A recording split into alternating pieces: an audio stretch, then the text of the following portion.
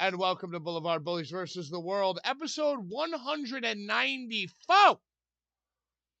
What a time to be alive. You can't cancel us because we don't quit. I'm PK with the BLVD. Very, very, very special day. It's Urka's Christmas. RSP on the show tonight. Ricky, Shane, Paige, Richard, Paige, Dick Page, and the man who made it all possible, back from the dead.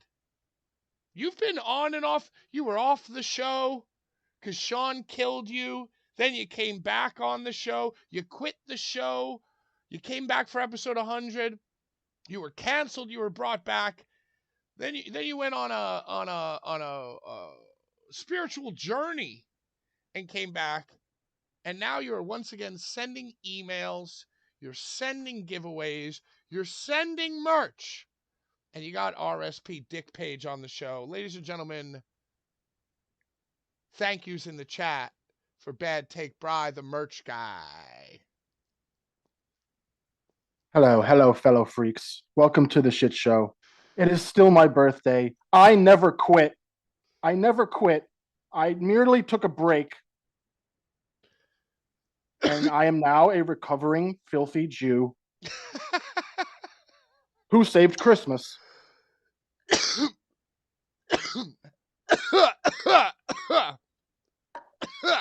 How did you save Christmas? I brought Ricky Shane Page onto the show. It's April. I'm Jewish. What's happening? What is something significant happening for the Jews right now? Passover. Do the Jews celebrate Easter? I guess not, right? What the fuck would the Jews celebrate Easter for? You guys are the ones who they wanted Jesus dead. You killed Jesus. Right. They were very upset. They were so upset he returned. So Passover is a holiday that was made up to make the Jews feel better about killing Jesus, and the Christians celebrating Easter. I feel the Ten Commandments. Was that before Jesus, or is that after Christ? What does that have to do with Easter and Passover? Well, because then Passover existed before Easter. I feel like that's propaganda. I think that it might have been first. Because even the Christians they believe in Moses. Like you're saying that Passover and Easter are basically within the same realm of like no, calendar? because it's still a Jewish holiday. It's considered a Jewish holiday. So you're saying that Passover existed before Christ, before Jesus rose? I believe that to be true. Okay, so that means that Jesus is like a big troll. Well, because when did the pharaohs when did pharaohs exist? When did the pharaoh that's before Christ, is it not? What does that have to do with Passover? Because that's what Passover is from. It's when they went through the desert and they couldn't have fucking bread. so they had the unleavened bread, matzah. So for Passover, you do not eat bread? No, you eat fucking shit matzah. Matzah balls are mad good because they're moist in soup. And like the crackers, the matzah crackers. I don't like a cracker unless it's in a soup. Hey, speaking of crackers, ladies and gentlemen, head of... oh, fuck. Why am I having a brain fart? What's the name?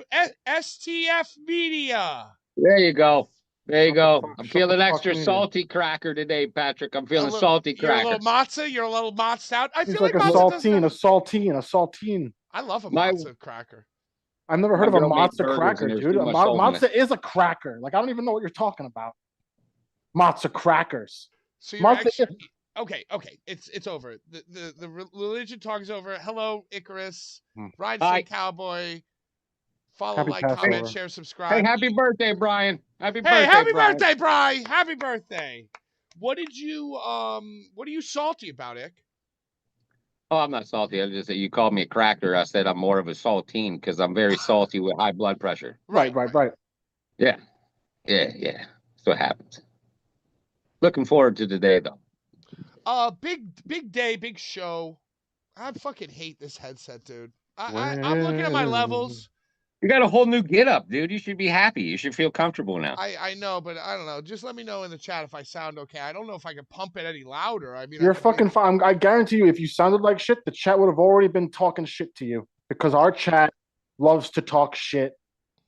Hey, Ricky Shane Page on the show. I'm a little nervous. I messaged him that too. It's because you want a job. I never message or contact the guests on Instagram. I just let Brian do all the talking. And then I let the email, I just say, hello, Mr. Last Name or Mrs. Last Name. Please click the link at 8 p.m. I actually DM'd him on Instagram. I got nervous as the theme music was playing. And I said, hello, sent you an email. Please click the link at 8 p.m. Thank you. Very excited, a little nervous. I feel like he's an emo guy at heart, so he could appreciate like somebody, you know. Ricky's straight edge too, correct? He is straight edge too. Like I kind of feel like I should not smoke pot while I'm on Okay, here. I want to let's all respect him, talk. man. Let's all. How dare that? Let's all say that we're not going to ingest any smoke or drink. How dare I you? respect people's shit, but That's you know, how is it disrespectful? He's straight edge. We're not asking him. We're not asking him to do it. We're not. Again, we should trick him. I said, hey, Ginsberg. I said I'm thinking about it. I said I'm thinking about it, but I probably will. I feel like we should be our charming, wonderful selves. I feel like we should trick him into thinking that we don't drink or smoke, and that we're like more of a Frank Hartgrave level. I think Ricky so you're going to see seen me in the front row of XPW and knows that I ingest substances. Go off camera real quick, sneak back on.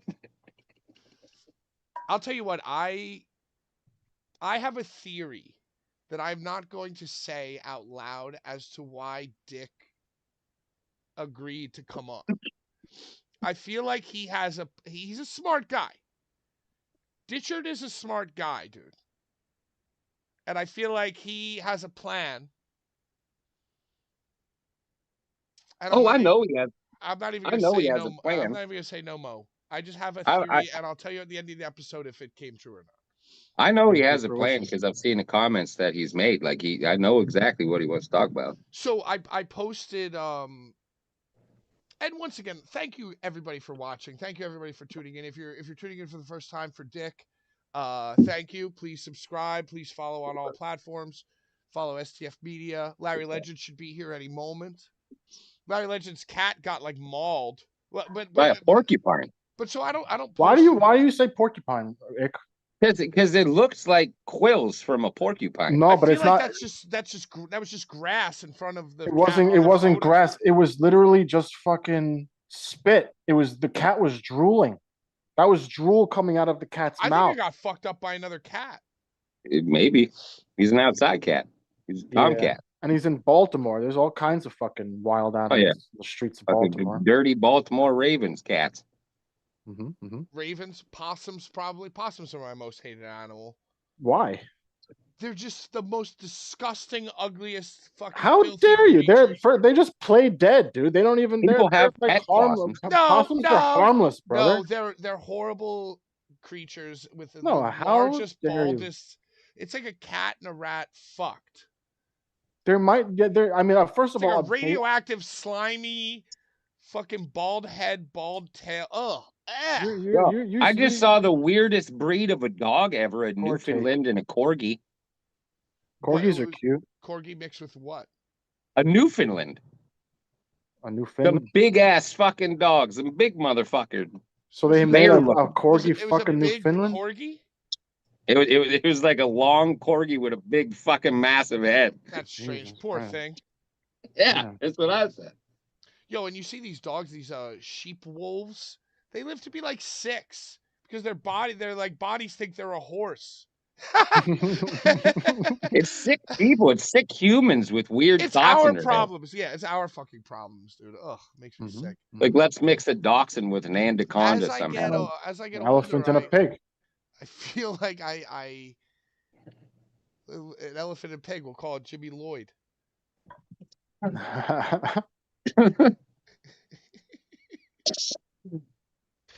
Yo, So I posted on Instagram about Ricky Shea Page coming. I said, hey, leave your comments, leave your questions in the fucking comments, right? Mm-hmm. Let me tell you what. There were some comments on YouTube. I know John Richter said something. John Richter always has the. But the first one was the one who was talking the most about the stabbing, quote unquote, and the. Well, you obviously have to get the man's boots on the ground because not only was he there, but he also now is co-owner of the whole company. So getting his take is very important. This man has as many cats as Icarus has children. And just like Icarus, some are outdoor children and some are indoor children. And he is wrestling's best dressed ring announcer. He is a former Price is Right Showcase Showdown winner. He is a CZW Hall of Famer. And his cat just got fucked all the way up.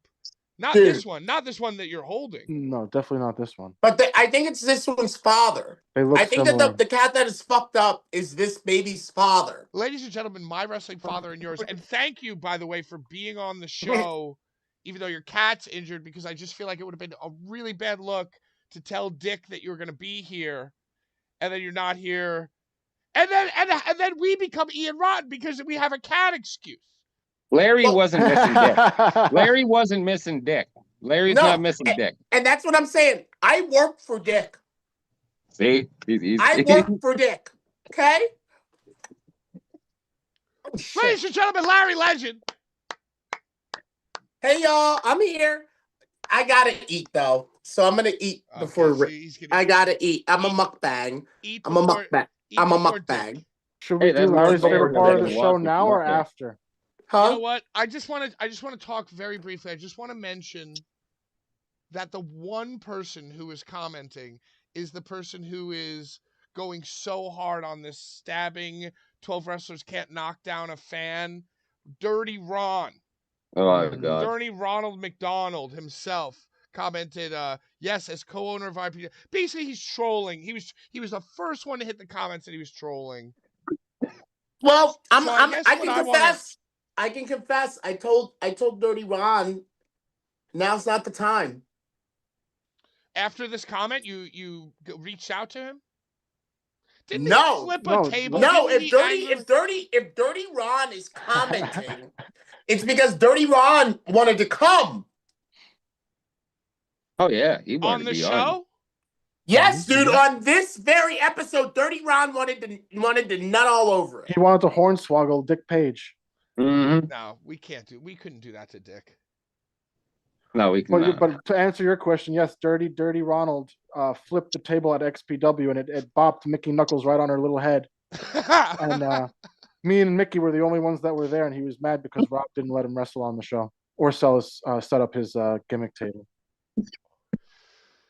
Yo, I'm gonna tell you this. Flipped it. Boom. My question to you is, you guys, is do we read that Dirty Ron comment to Richard? Yes. 100%. Why the hell not? RSP has never shied away from controversy. Bully. That's not even bullying. That's a legitimate. That's like a journalist asking a question. That's journalism. In the public. That's public question. Pat, I mean, Brian, it's a hard left. Okay, it ain't no easy. Well, Larry, I told the guys I'm a little nervous. I'm a little nervous about Richard being on. Yeah, you shouldn't be nervous at all. I don't know. It's Ricky. He's a professional. He's a boss. I want to do a good job. Ricky O. He's a boss. Great movie. Well, trust me, you're going to try to control this interview. Ricky O is the promoter that created GCW. Game Changer Wrestling was Ricky O. He owned Jersey Championship Wrestling. Brett and Danny somehow got it from him and created Game Changer Wrestling. That's Ricky O. Ricky O, the story of Ricky is the greatest film ever made by human beings. And I recommend highly that everybody watch it immediately. White boy Ricky? Yo, let's get to Larry's favorite part of the show. Fuck it, dude. Let's go early. Let's try to be a little bit smarter here. No, I'm eating. That's not By smart. the way, I didn't do any research. I have Ricky Shane It's very Page's, smart to eat. I have Ricky Fill Shane your belly. Page's Wikipedia page pulled up for those of you Smart. That's Something. smart. Smart work, dude. Yeah, that's Yo, something. Pat, who. how about the last great Cage of Death from Philly when you were there ringside with me and Ricky Shane Page defended the belt against Mance? That was the last great Cage Yo, of Death in the that's one of my history. favorite. That That's was one the of my last favorite great one. moments. 2300 Arena, Dude, Philly. Arena, and dude, Mhm. wow. Dude, Onita was there. Dude, DJ ran down the ramp and slid in the ring like Billy Gunn for his entrance. That was a lot of It was fun. wild. It was wild. Yeah, you were there for that, Pat.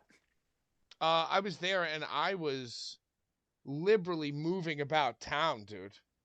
Dude, That was like dare I say that was like peak yeah, bully? that was like 2019. We just Uh-huh. worked with Mance at Lucky 13. And he said, "Don't you fucking touch me." When did he say that? Remember? He said it because he was knocked out and you put your hand on him to like get him back together as ref, and he was like, "Don't fucking touch me."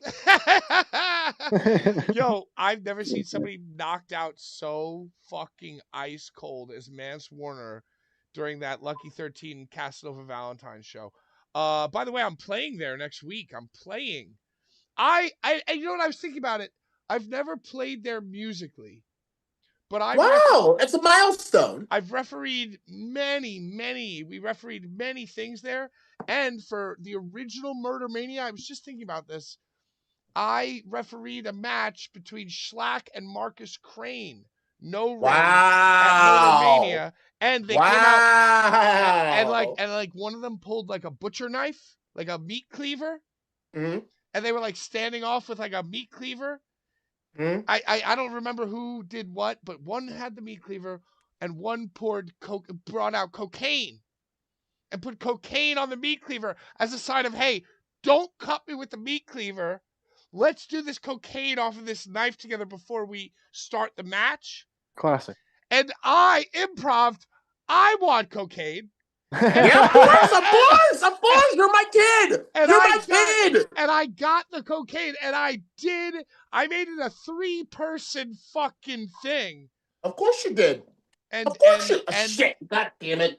and I'm sorry. Schlack had a cowboy hat and Necro's fall. and they brought a toilet, I think.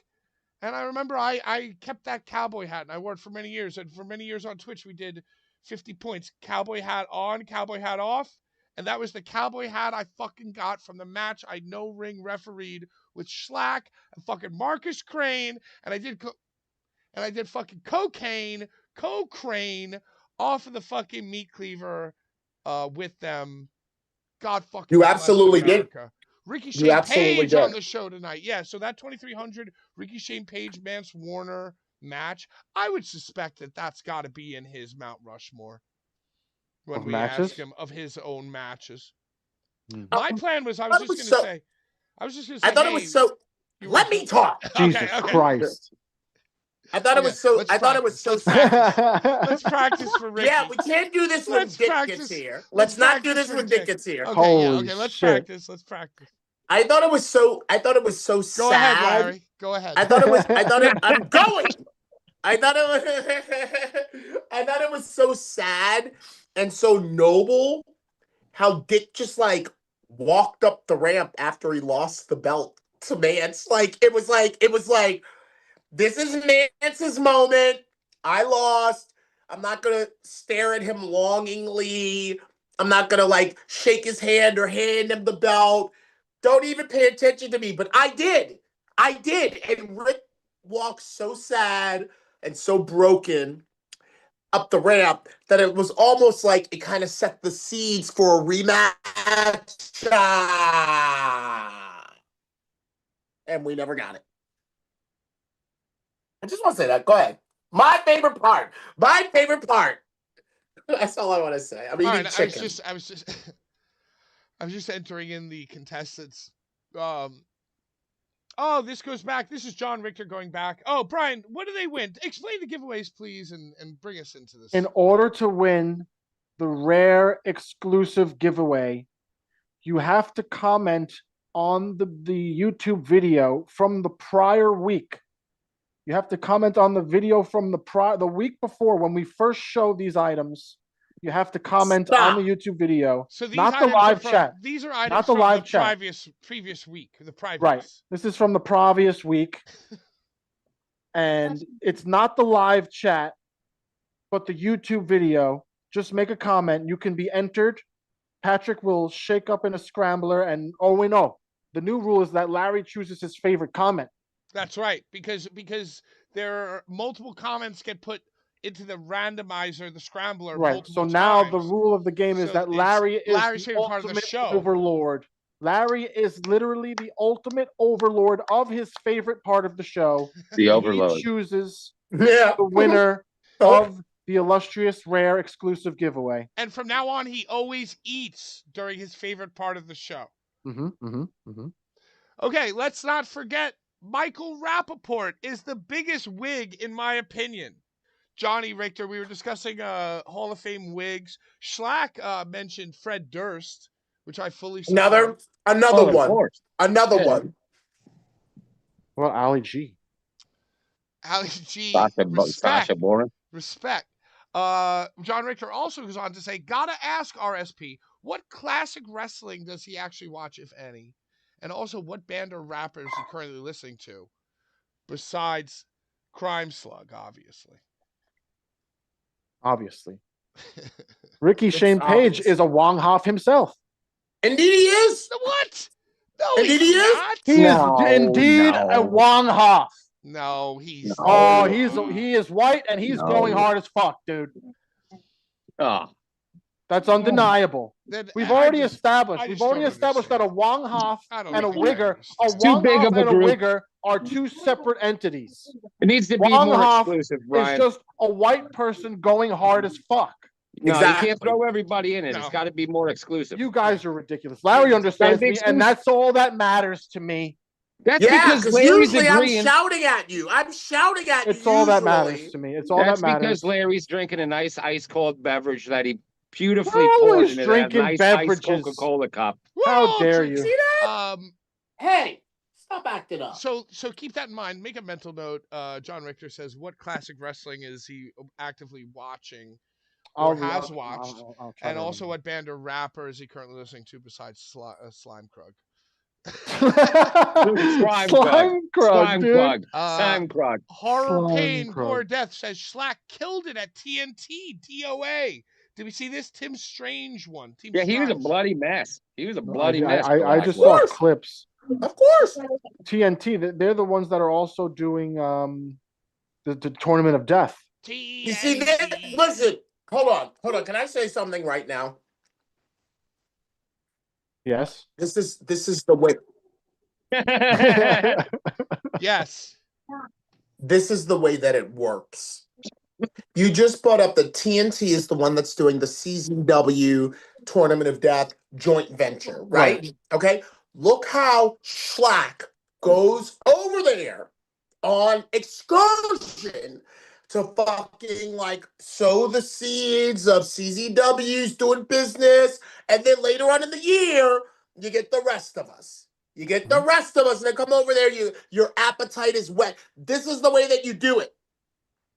That's all. I think that was Tim Strange's first win in a tournament, correct? I believe so, yeah. Yeah. That's saying something right there. Yeah, he's starting off the year right. So we got tournament winners, Schlack and Tim Strange. And at Tournament of Death, they're probably going to have a showdown. That's what the seeds were probably sown for. Did you see what GCW's doing? No.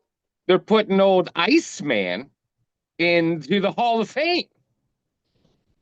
They're also putting Larry's wrestling father Ruckus into the Hall of Fame 2300 weekend.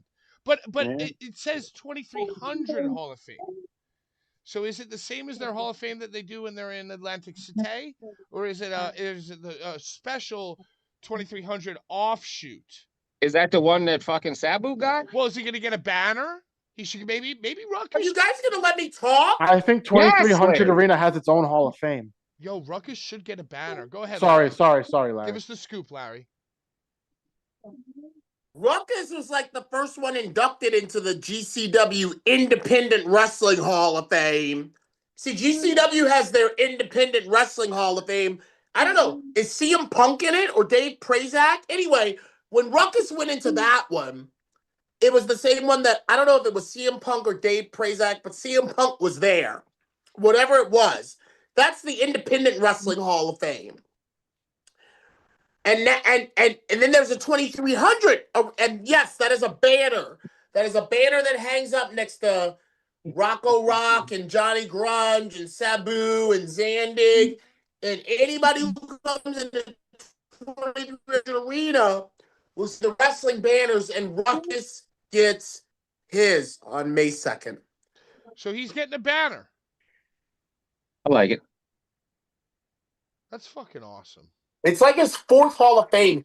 He's like a multi-time Hall of Famer. You know what would be I'm awesome? I'm if trying to he- catch up to him. I want to be a...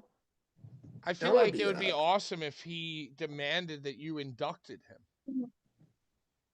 No way, no how. You wouldn't. Oh, Dude, by the like way, that. hold on. Pat, you are so organic and you are so my son, because the first time he went into the Hall of Fame, when CM Punk was there, Sanjay Dutt. Y'all know Sanjay Dutt, who works backstage for WWE, is like one of their main agents. Sanjay Dutt, y'all know him? He used to be a manager too, no? No.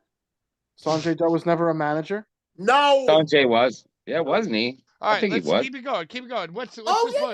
you're right. Yeah, you're right. I'm sorry. Muhammad I'm sorry. You're Hassan. right. I'm sorry. Okay, I'm sorry. just You're to right. answer- You're right. just You're to right. answer You're right. everybody You're in the right. chat. You're right.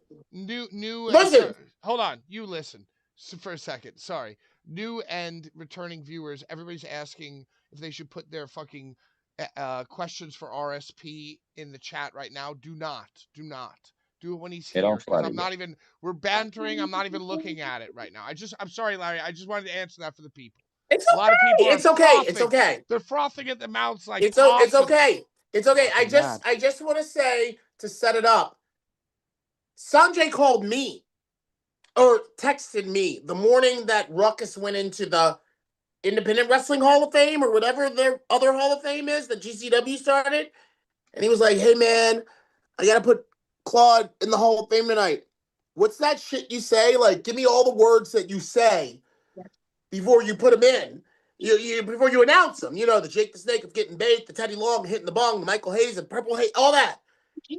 And when Sanjay bought him out to receive his plaque, he said, and the words of the great Larry Legend, and then he went into my intro. So I don't care who's doing it. I already am there. facts. That's so true. Yeah, so shout out Tim Strange, TNT, DOA. Trophy looked cool. Happy belated birthday, Wyatt. Happy birthday, Brian. Hey, actually, Wyatt. Thanks, Larry. Thanks, Wyatt Larry. had a baby birthday too. Thanks, buddy. Axel Yeah. Rose says, I took my 4-year-old to Raw in Boston 2 weeks ago. Kid had the time of his life, made it well worth it. But $400 for 3 balcony tickets was so unreasonable. WWE is literally just using the model of mobile games for everything. I don't care how famous someone is. $900 for a meet and greet at WrestleMania is absolutely absurd. Well, this is like, Ridiculous. hey, thank you for the subscription. That's like now Thank they're you. like they're like weaving that as part of the story. You guys, can we talk about WWE real quick? Oh man, dude, there's so much to talk about. I know, dude. There's so much to talk about, Pat. Okay, There's real so quick. much. Let me try to recap this very quickly. Randy Orton versus Cody Rhodes is night 1 main event. Randy Orton is going back to 2009 Randy Orton. He's bloodying his fucking opponents. He's RKOing everyone in his path. He's listening to the voices in his head. However, he's listening to a voice on the phone as well. And this is a weeks and weeks long build-up. And the voice on the phone turned out to be Pat McAfee. And Ari McAfee. McAfee. McAfee. And what's this fucking guy's name? Ari something. Emmanuel. Ari Emanuel is Pat McAfee's agent, but also like on the board of fucking whatever for TKO, right? Mm-hmm. Then the news was, this is actually very fascinating, honestly. The news was that Pat McAfee had too much freedom and he went off script and he buried the wrestling business too much. He went too hard. And then CM Punk came back last night and went super hard. And so, like, the whole controversy is that WrestleMania is too expensive. Wrestling's too expensive, like Axl Nose just said. Brian, what were the cheapest seats for MSG when it was around? $200? It was, yeah, it was. I mean, it was like 160 for the shittiest seats, which is still insane. That's still insane, dude. So I guess they're using their fucking CIA powers and their you know, Bohemian MK Ultra. Grove, MK Ultra, to like realize that they need to talk about it. But even Pat McAfee and fucking even the CM Punk thing was great. They were both great, but they were so both obviously written by the Darth Vader Death Star. I think I'm so glad you said that. I'm so glad you said that. It's very strange that CM Punk went out and said something and rebutted to lower the ticket prices. Ah! I will say this. I will say this, that this is the closest true pipe bomb situation that has actually happened from CM Punk. Everybody said, oh, there's the pipe bomb. This is the closest thing that's happened to a pipe bomb. I think it's a psyop. I think it's a corporate psyop.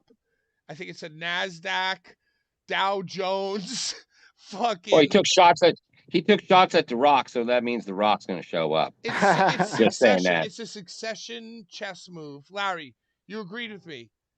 Make it sound more eloquent than I'm explaining it. Punk is old for real. He's a company man. Yeah. He's a company man. Yeah, he's old, right? He's old. So he don't got that much left. So like he does the speeches better than anyone in the business today. He does the speeches better than anyone in the business today. And I feel like in a lot of ways, he's like Cena.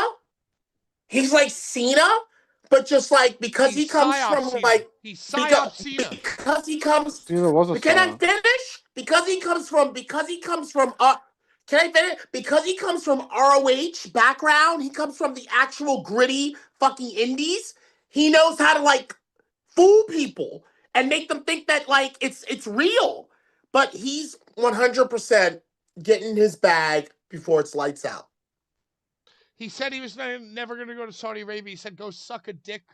So go suck a blood dick for blood money or whatever. And he's taking shots at Vince McMahon.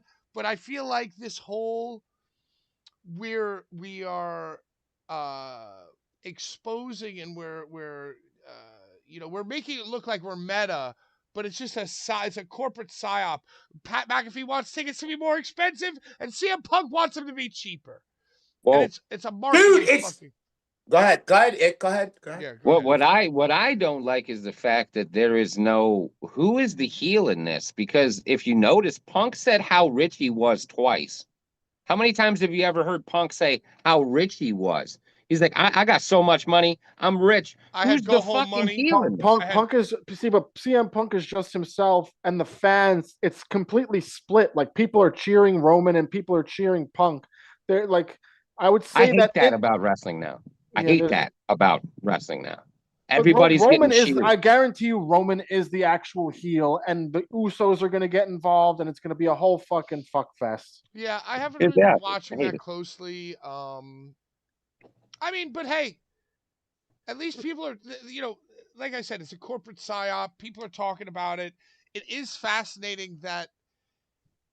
Like, tell me, like, they definitely have market research that shows that if Pat McAfee was the guy at the phone, that would have been the worst possible scenario. But they chose that anyway, which is fascinating.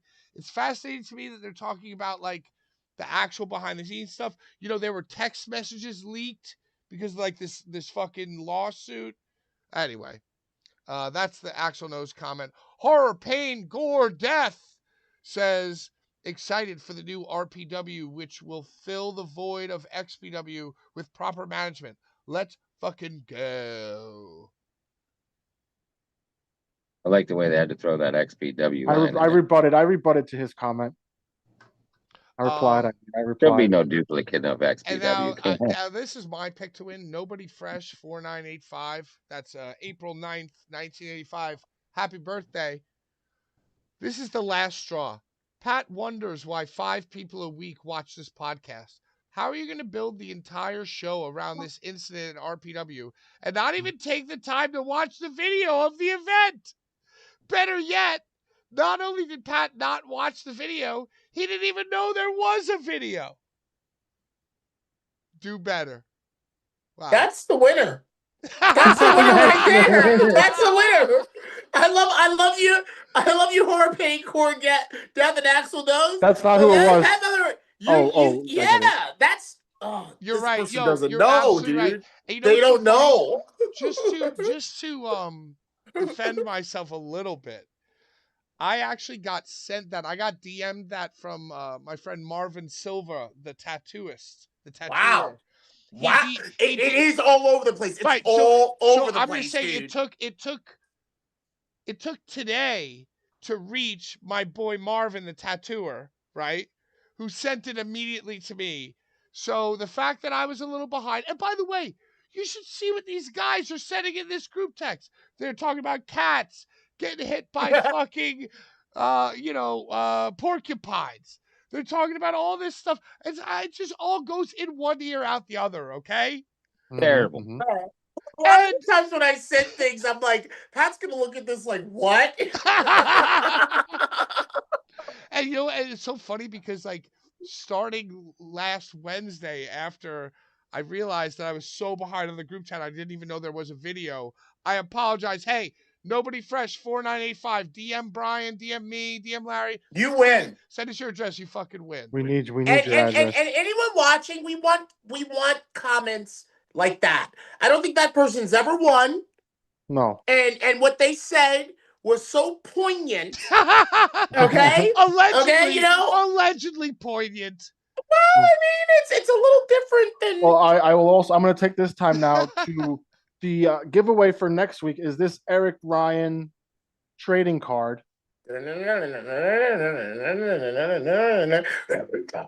And also, not next week, not next Tuesday. Me and Patrick won't even be here because we will be free at a heavy metal concert, probably. Maybe on psychedelic drugs. All right, we're gonna do something.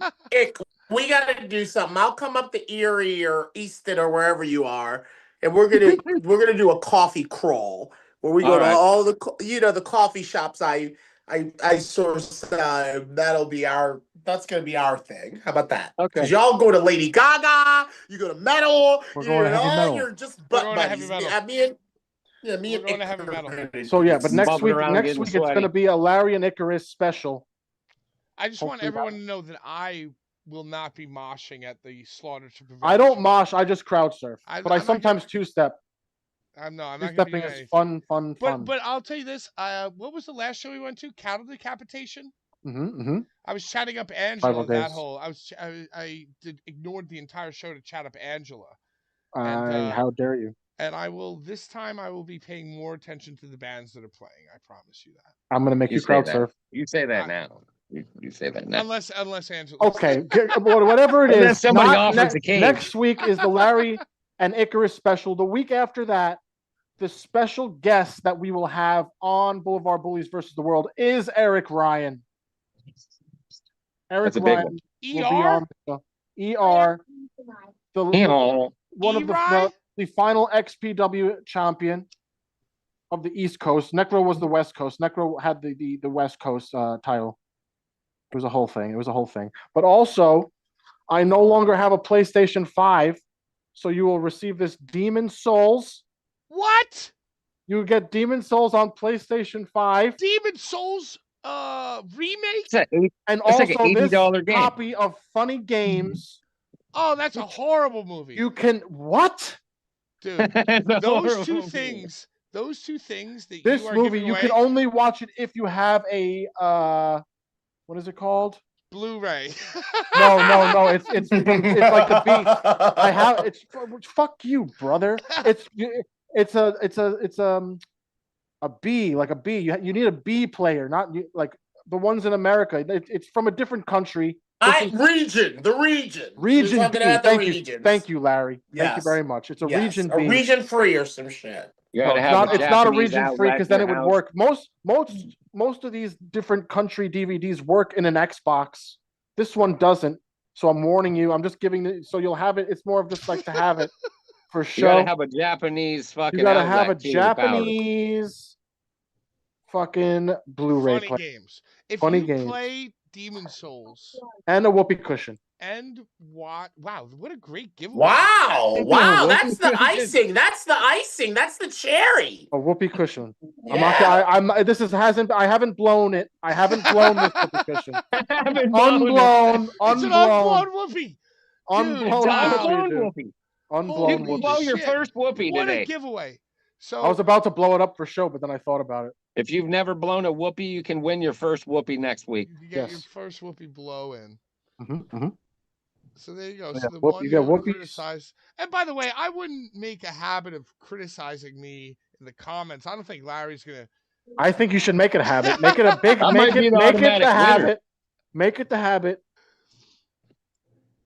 My cat is of going that being a crazy thing. right now, yo. Yo, so Larry, we have some time before Dick comes on. Do you want to tell us about what happened to your fucking cat? I mean, it's an outdoor cat. I've had several outdoor cats. They usually don't live longer than 10. For all you cat dads, I'm also wearing my Freddy Krueger "You Were All My Kittens Now" t-shirt to give the vibes up to my cat. But outdoor cats, especially if you don't get them spayed or neutered, they don't last long because they're like fighting, and they're also fighting like younger cats that are born feral, and they're old. They eventually get old. He's fathered several different litters all over the plane, and he's worse for wear right now. It's just he's Okay. worse for wear.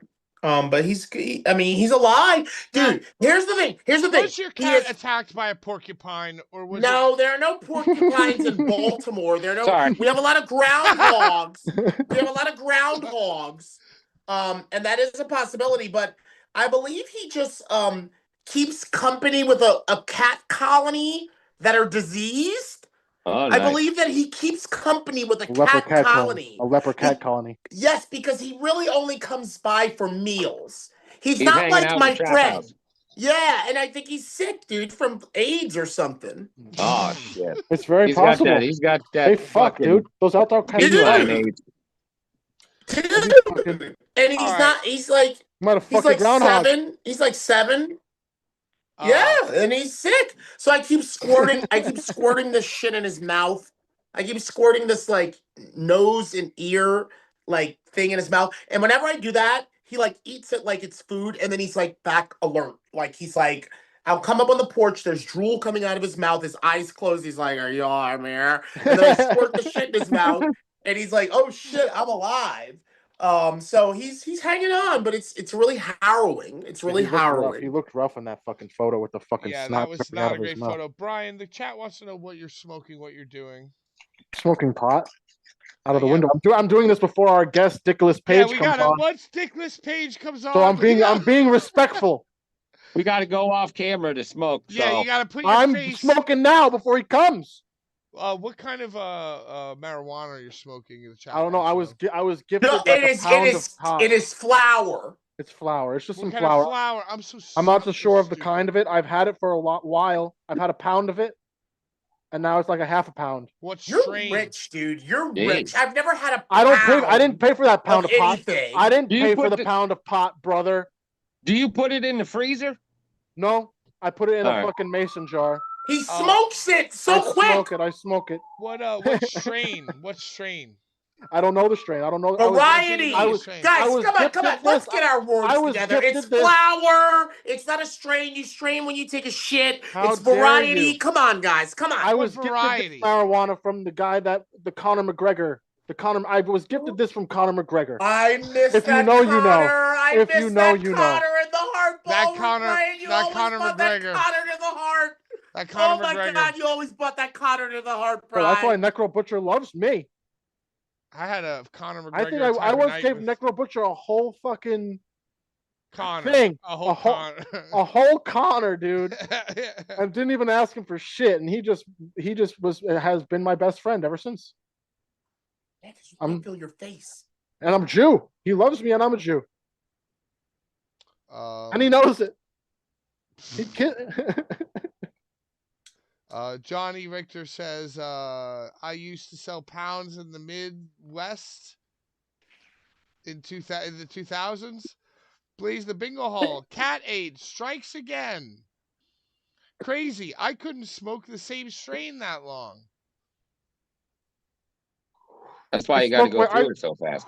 I smoke way less than I used to, though, too. I smoke less than I used to. So what you do is anyway, you get like it doesn't bother me. I get high as fuck. You get the weight. You get the weight that's swag, and then you get some premium. And then you mix the hooch. We got premium you here. Mix the, we do have that's premium. what I'm saying. That's what I do. That's what I do. I get the shit in bulk, and then I mix it. I mix my good with the fucking. It's for special occasions. Special occasions or something good's on. Yo, I went to there's this really good dispensary near me. And dude, I walked in and the guy was like a guy who worked at Verizon. He was like, "What strain do you like? What are you doing? Hey, what are you looking for?" Larry would have walked right back out right there. I'm like, dude, after that first one. Fuck? Yeah, that's supposed to be me. Down.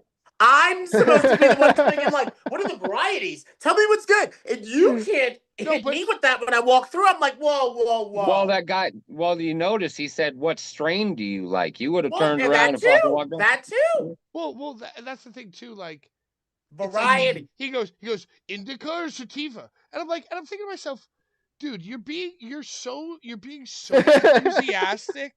You're such basically you should be working at like BMW. You know what I'm saying? Some people take it very seriously, Patrick. And like, no, but this guy was acting like I never smoked weed a day in his fucking life. How is he supposed to know? He probably treats everybody the same. And he's like, oh, indica, and it's like, okay, dude, if I walk into a wine fucking like crematorium, emporium, emporium, and they say like red or white. He knows what he's trying to say. He knows what he's trying to say. It's like I feel like if you're trying to be a fucking weed expert at this awesome like double locked door dispensary, legal dispensary, a vault, you got to ask me better questions than indica or sativa, dude. Like, ask me better questions. Some people care, though. Do you understand? You know, but Brian, that shows me you don't care. That shows me you're just fucking getting after it because it's your like job.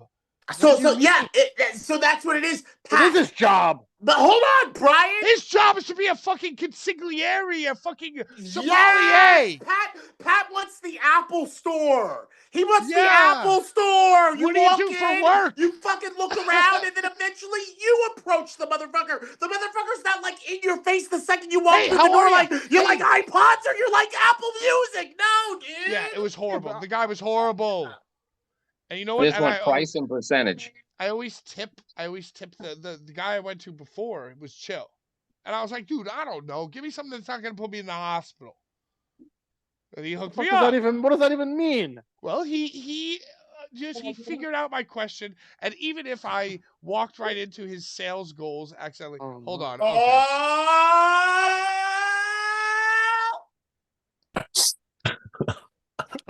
Sorry, yeah, we're just babbling. Yeah, we're just. That's what we do. Ladies and gentlemen, motherfucking Richard Shane Hayes. Let's go, dude. I feel like you don't do this shit a lot. So I feel a little honored. Not at all. Not at all. No. Yeah, you don't. You're rare. You're rare. I'm only doing this because of Larry. Right. That's well documented. And that's Ginsey. That's Ginsey. Ginsey, bad take. His best take was asking me, "Yo, Larry, do you want to just come on every week?" And I was like, "Yeah, why not?" I will tune in from now and again to see what you're saying. So you're at least getting me to listen. Hell yeah. That ain't half bad. Not at all. Well, I guess we'll start off by apologizing for our behavior outside of Larry. Love you so much. I've definitely found you at multiple wrestling shows throughout the years and found you and gotten you in a corner and punished you. You're So a punisher. I guess let me just apologize for that, and I'll try to be better tonight. Nah, you're fine. I wouldn't even be here if you annoyed me too bad. Yo, let's go! You hear that, everybody? I didn't annoy him too bad, dude. Not too bad. Or it was so long ago I forgot. So right. Either Well, one. Either way, I'm Very fucking possible. golden. Let's go. So we're gonna start hot. Let's go. RPW. Was Cruel or was he not stabbed? I honestly I don't know. That I was like, okay. It was after the show. I was completely covered in blood and glass, and I like set my merch up on the ring, just because there was no room at the merch tables, and I just heard like a kerfuffle. I heard some shuffling, and then I saw, and I saw, hands being thrown. Where they were landed, I have no idea. And then that person was escorted out of the building by security at Berwyn. And then later on, Cruel was like, "Oh, I'm bleeding real bad. I don't know what from." That's all I know.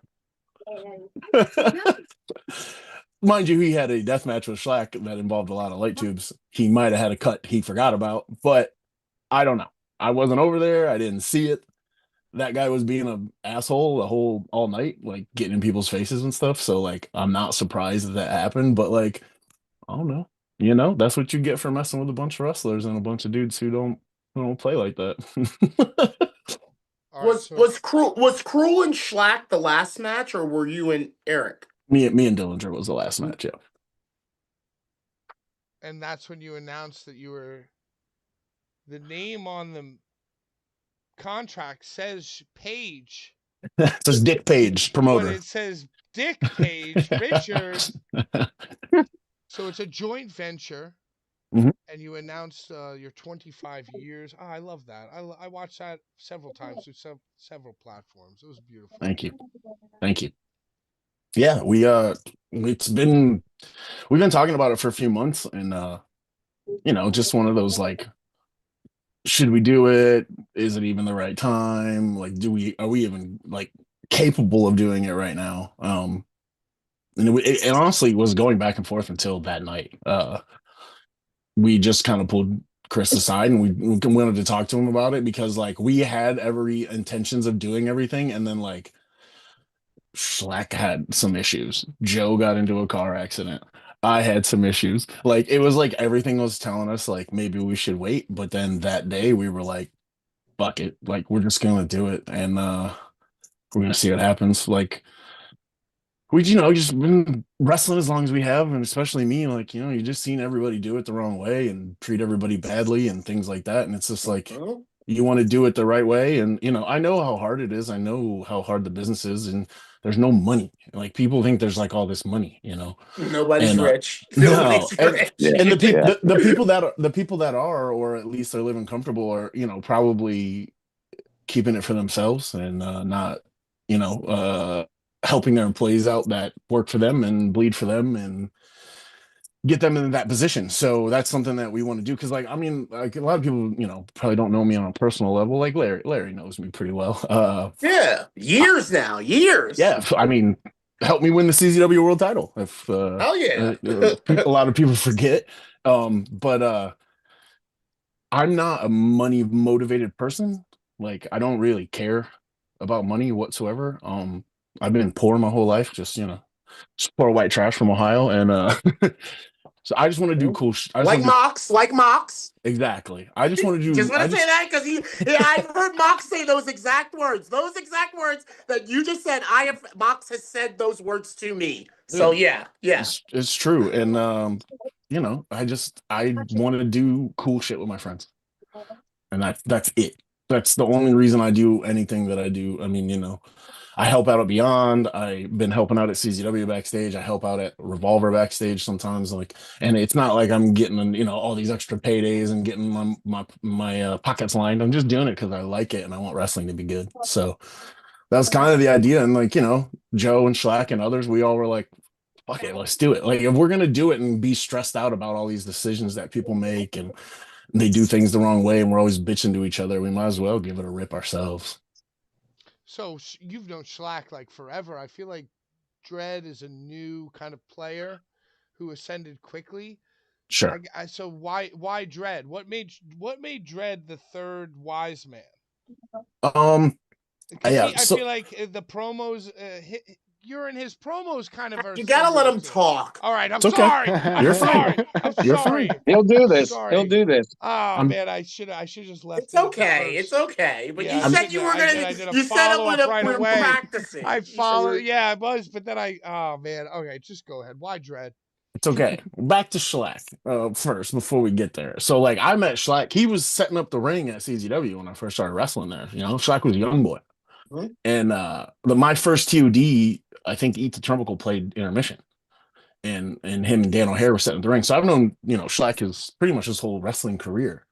And then when Joe started coming around, he impressed all of the old heads and really he does things the right way. He asks questions. He actually listens to advice, and he's really good. He is a great promo. He's good in the ring. He's crazy. Like he's the next guy, and he has like the right attitude that we all really fuck with. I mean, honestly, like you got to see like the top guys that have been doing this are all respect to Joe. So he's earned it quickly, and he just had like a, you know, smart background in other things. He was like a musician before he got into wrestling and some other stuff. He knows multimedia and things like that. He's just like, if you knew more about Joe, I think you would be like, oh, of course Joe was with the other guy. Love that for him. He did have a great promo of him playing guitar. Somebody else take over, save me from myself. I'm gonna say the last time I saw somebody that kind of like impressed everyone as much as Joe Dredd has, because I've been around him for like the past 3 years, honestly, it was Sammy. When Sammy Callahan first like started getting rolling, and like everybody was like, oh shit, who the fuck is this? The last time we all were like, we gotta pay attention to this guy was Sammy when he first came from, you know, Ohio, and you know, had a tryout in CZW, and then it was like he was back the next month, and then he was back the next month, and then Mox came, and it was like, and that's the thing about Dredd is like, I don't like Jury, I don't like him at all, but that's like the thing that kind of like makes you raise an eyebrow, like, oh, this guy's not just doing this, this guy's got the guy with him, he's good at his words, plus this guy is good at his words, like, dude, come on, yeah. Mount Rushmore of people who made Ohio cool: Dave Chappelle, Ricky Shane Page, Hawthorne Heights. Hold on. From a second story window. Let's go, dude. Tony Hinchcliffe. Pump your brakes. First of all, that's a great. No, first of all, Dave Chappelle moved to Ohio because he saw how cool it was. He has nothing to do with making it cool. But he helps the lore. He helps you guys out. He fucking lives in Dayton. No. What's Dayton? Is Dayton like a Dayton, Ohio? It smells like depression and dog food there. No. Okay. Nobody likes Dayton. No, he did not. The branch. Shit, I fucked up again, man. Listen, it's okay. It's okay. He's guiding you. Listen, here's the thing. It's a secret. Is that we try to keep Cleveland in Ohio a secret, so a bunch of people don't come and find out how cool it is. Drew Carey, of course. Okay, so Drew, I want them. Come on, Drew Carey, Ricky Shane Page, Hawthorne Heights because of the song, obviously, and From a Second Story Window, Ohio, Sylvania, grind metal. Ohio has the best. What about it has the most unique flag? Like it has the most unique flag of all the flags. Like I've never like. It's a different shape. Do you know what I mean? Yeah. How is that flag like that? Like all the flags look one way, great colors, but Ohio looks like that. It's like what? It looks like a pennant. Yeah. Yeah. No, I love Ohio. That's like my favorite place ever. I wish I didn't have to leave, but I got to be around this baby, so we're good. Wait, So, leave? You're out of Ohio now? I'm in Boston, big dog. I'm in oh Boston. shit. The most the most racist place on the face of the earth, Boston. You're up true? there. Face of the Damn, Damn, earth. Larry, damn. I'm hoping to change that a little bit. Shit, I didn't Well, know you know all what? that. Here's the thing. Making Here's the thing. strides. Here's the thing. Here, I'm black. I'm black, so I can say this. Down Mhm. south, you're amongst people that's like keep it moving. Up there, it's like you think you're safe. You're like, oh yeah, I'm just, and it's like you better get the fuck out of Back Bay, motherfucker. Before you Dude, know Boston taking it. strays right now. Dude, look, I loved my time there, but I felt it. Also, people told me that I was there right after the marathon bombing, so they were Oh. like, what you really felt was kind of like the pensiveness of like we just got terrorist attacked. But I felt like kind of like get back on that train and get your ass back to New York because you don't belong over here. I felt it, dude. I felt it. Icarus, Rhinestone Cowboy, STF Media, Yo. questions, wrestling, smart wrestling questions Yeah, from Ricochet Page. I have a question for you, Ricky. In my eyes, you're one of the most unique geniuses in the deathmatch world. And when it comes to factions, it truly seems like you never don't miss when it comes to factions. Talk about how you're such a secretive guy. Not a lot of people know things about you. When you post pictures of your baby, you put little lucha masks over it, and that shit's great.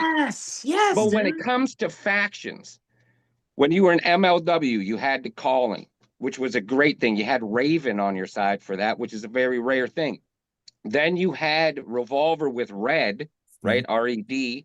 Then, of course, one of the most brilliant factions of all time, 440. Talk a little bit about how you never seem to miss when it comes to factions. Um, the calling, I will say, a lot of that was MLW putting us all together. Because if you really look at it, it's kind of weird, like the people that were in it. But we made it work, and man, Raven was so cool. Like he just like, oh man, he taught me how to do his DDT. Like he literally like made me get in. Mount Rushmore of Jews. Yeah, He's on that's the Mount amazing. Rushmore of Jews. Oh really? Oh okay. Mhm. Not my place to say, but I'm a Jew. I'm a Jew. Okay. Brian, please. It's okay. You're not the first one I've met. It's okay. Don't worry about it. Yeah, a lot of them. But Raven was the man, right? He is so cool. He like taught me how to do his, like literally made us get in the ring to teach us how to do his DDT and stuff. And just like all those promos and like one of the producers and like segment directors for MLW used to work at WWE and he was like the head writer for a while. So like I got to learn so much from like people that have actually like done stuff in the business and stuff. So like that's cool. Red was go ahead, Larry, go ahead. Can I ask you? Because Sure. I worked with Raven one time. I did commentary with him for like an all girls show at the Starland Ballroom, and Silent Ballroom, okay. yeah, and when I did it, I felt like at the beginning he was like kind of like tripping me up a lot. Like he was like making me like kind of like fall on my face a lot. But then by the end, he was like patting me on the back and being like, nice one, kid. Like, like at the beginning, it was like I was like all like befuddled and I didn't know what to say. And I was like, afterwards, I was like, oh, he kind of like I don't want to say controlled me, but kind of like learned me. Like when you're next to like a Jerry the King Lawler, you know what I mean, or somebody that's got years and years in this shit, they kind of gotta like pace you and like mold you into like what's the best. So did he do that to you at all? Do you feel like that was? Yes, a little bit, but more to be like I'd be doing something and I would get like a nod of like okay. And I'd be like, oh shit. Like one time I was wrestling Jacob Fatu and we did some spot on a chair, like an open chair. I can't remember exactly what it was. But he like Raven was standing ringside, he was managing me. So like he's standing ringside and like I do it and he just like went like It wasn't like a Jesus cat just fell. It wasn't like They a do that. They do that. it wasn't like a cell, like a wrestling Mhm. cell. It was like a, oh shit, that was like fucking gross. Like I can't believe they just did that. So like I felt like I'd always like catch him like kind of watching, which was like for me is like the best because Raven was like my guy when I was younger. Like the Raven and Dreamer feud really like kind of like helped me understand storytelling and wrestling and things like that and just like a lot of the things that I book or I do, like I always have Raven and Dreamer in mind. So to be able to work with him was like that was sick. Like he's just like one day I just like randomly got a text and it was like, hey, you should buy this jacket. And I was like, who is this? And he was like, oh, it's Raven, I got your number from court. And I was like, what the fuck? Like he just like sent me the Amazon link for some jacket or something. What kind of jacket? It's just like a jacket he thought I should wear. It actually looked like it was like a Blade Runner kind of jacket that like Ryan Gosling wore or whatever in that No, in the that's Blade so Runner cool. movie. Raven Yeah. was searching on Pinterest and decided that he saw a Yeah, man. jacket he thinks Ricky should wear. He That's did. fucking awesome. He'd always have like ideas for promos that we were filming and stuff, and like to make them better, and like you know we were. I and, feel like even before Raven was giving you gear advice, your gear has always been so top notch. Like main event whites. I feel like when I think deathmatch main event whites, I feel like I think Ricky Shane Page. yeah, I try to only do it when it's like a big deal, you know. I try to make things special. Like I will purposely like not do certain moves or like wear certain things and or do anything unless it's like a big match. So I've always tried to do that kind of stuff. Very important. Back to factions. Let me get back to factions. Oh, let's We get back branch to a lot. We factions. branch Okay. a Let's get the lot. facts. It's okay. Hey, listen, I'm gonna keep you on. on. I'll keep you on track. Okay. All right, right on. So Thank you. Red was that was all Sammy. He had an extra, you know, he had some people he didn't have anything to do with, and he was just like, screw it, let's put him in a faction together, and he did. And like, let me tell you, like, I loved being in that faction because it was me and Cologne, and I've known Killer Kelly forever from traveling, you know, and going to the UK back in the day and seeing her all the time. And then what really did is it made me become close with Steve Macklin, who is like the fucking man. Like one, he's absolutely insane. I fear the day he ever decides to do death matches, because he will be amazing at it because he's out of his mind. But yeah, dude, I don't know. There's something about like a faction if it's done right, and I think the most important part about factions is everybody has to play their part, and you have to not. It's not about you sometimes. Like in Red.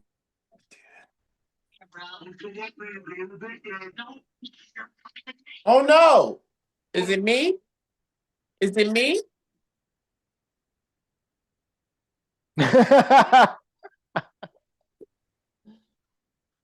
Don't worry about me. It's not me. He's got a million kids on. It ain't That me. doesn't He's gotta affect get away from RSP's the internet. kids on. It Oh, doesn't. It doesn't. don't start blaming me, Patrick.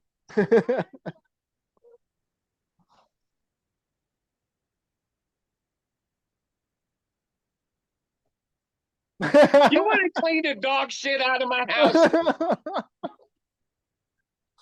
I didn't get to ask one question, dude. Oh, Brian, you go first. Brian, you How go dare first all when of he you. comes back. When he comes back, Brian goes first. Brian goes first.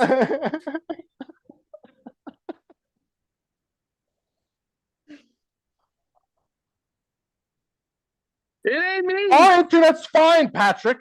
The leader of your internet's fine. How dare you?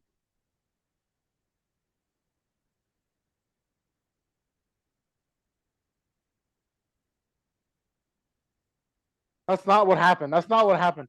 That's not what happened. Yo. I Ryan asked a Snow. phenomenal question and you wouldn't even let him answer it, Patrick. I've been muted this whole time. I've been muted this whole time. I was muted. Why are you in a room full of pipes? Why are you in a room full of pipes? And then now all of a sudden you walk down into your basement and Ricky Shane Page falls off the call. Patrick, Ricky Shane Page is back. All right, it's not us. It's not us. You're in a room with pipes on the ceiling, dude. I got kids too, damn it. Hey, Ricky, how you doing? I'm good. I got kicked off when he went into that basement. What happened? Yeah. What the fuck? What Okay. the fuck? It's okay. I was just blibing. I talk a lot anyway, so I don't know what the last thing you guys heard was, but Talking about Red. I have Talking a about Red, Red. Oh. Sammy Red, yeah. I was saying like that whole thing made me really like become friends with Macklin and that was really cool. Like Macklin rules. And like Sammy's just really good at like making anyone important and like I said, I don't know if you guys caught it, but I said I think the part about factions is everybody playing their part and really Yes. sticking to that, you know, and it's not always about you. Like in 440, it was about me, right? In Red, it wasn't about me. It was more about Macklin, you know, and then in the calling, it was about kind of all of us, I guess. More Akira, I feel like that was really a vehicle to push him. You know what I mean? So like I think that's the biggest part of factions is just like doing your role, playing your part, and if you do, everybody will get over, and then when it's over and you know it's time for it to split, hopefully everybody can get elevated from the faction being good. So that's always my goal with it. I mean, listen, dude, NWO is like the coolest thing ever. DX is like the coolest thing ever. The Bullet Club's sick, like, you know what I mean? So it's like, who doesn't want to be in a faction, you know? You're talking also marketing, because those labels that you just said, DX, NWO, I'm gonna throw Blackout in there because 100%. honestly, I don't feel that any label like really captured like, yo, I want that shirt just off the look of it until 440. Yeah, Until 440, it was like, yo, I want that shirt. I don't even know. I don't even care. But that shirt looks cool, like the Blackout. And that is an extension of the DX and the NWO and the Austin 316. Just those shirts where, like, if you know, you know. yeah, You know? it's my boy Austin. Yeah. Yeah. Yeah, dude. I like when we were coming up with the ideas for 440, it was all based off of like DX and NWO and Bullet Club and I mean, you had Bischoff right off on it. I mean, you had Bischoff right off. I mean, how legendary is that? Yeah, I mean, yeah, I texted, dude. I'm some friends with Conrad Thompson, and I texted him, and I was like, "Hey, man, can you ask Eric if he'll film this video?" And he was like, "Yeah." And I have like a 2 minute long video of Eric Bischoff going, "The following announcement is brought to you by the 440," in like 15 different ways. Like he just kept doing it over and over again. So, and then he just sent it to me. It was sick, and like it was cool. I ran up on you in like 2017 with Blvd Bullies, maybe 18, and we talked for the first time, and you said, Conrad Thompson, I'm listening to Conrad and Bruce Pritchard podcast in the car. Those are the two. Yo, those are the two. And that in was 2017. that was the first time I heard about it, and that was way before it got like huge and he had this whole empire.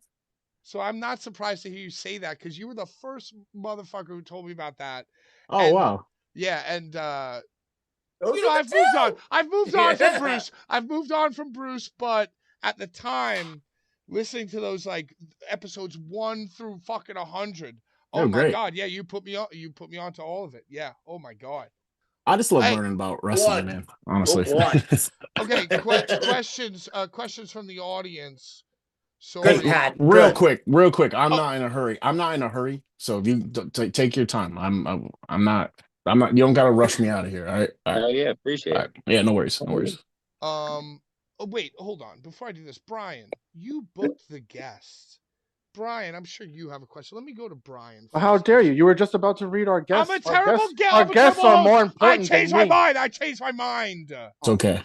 Okay. Look at the pipes. Look at the pipes. The last time that you wrestled for GCW with the 440 was War Games, the Art of War Games versus the Team MDK. And so 2022? 2021. 21. And I'm just wondering what led to you not returning to GCW and what your current relationship with Burt Lauderdale is now. There is zero. Good question. Good question. Sure. There's zero relationship. I don't like him at all, and I don't ever want to work there ever again. That's why I never worked there again. And what about and follow up? Is that because I know that you brought Addy up?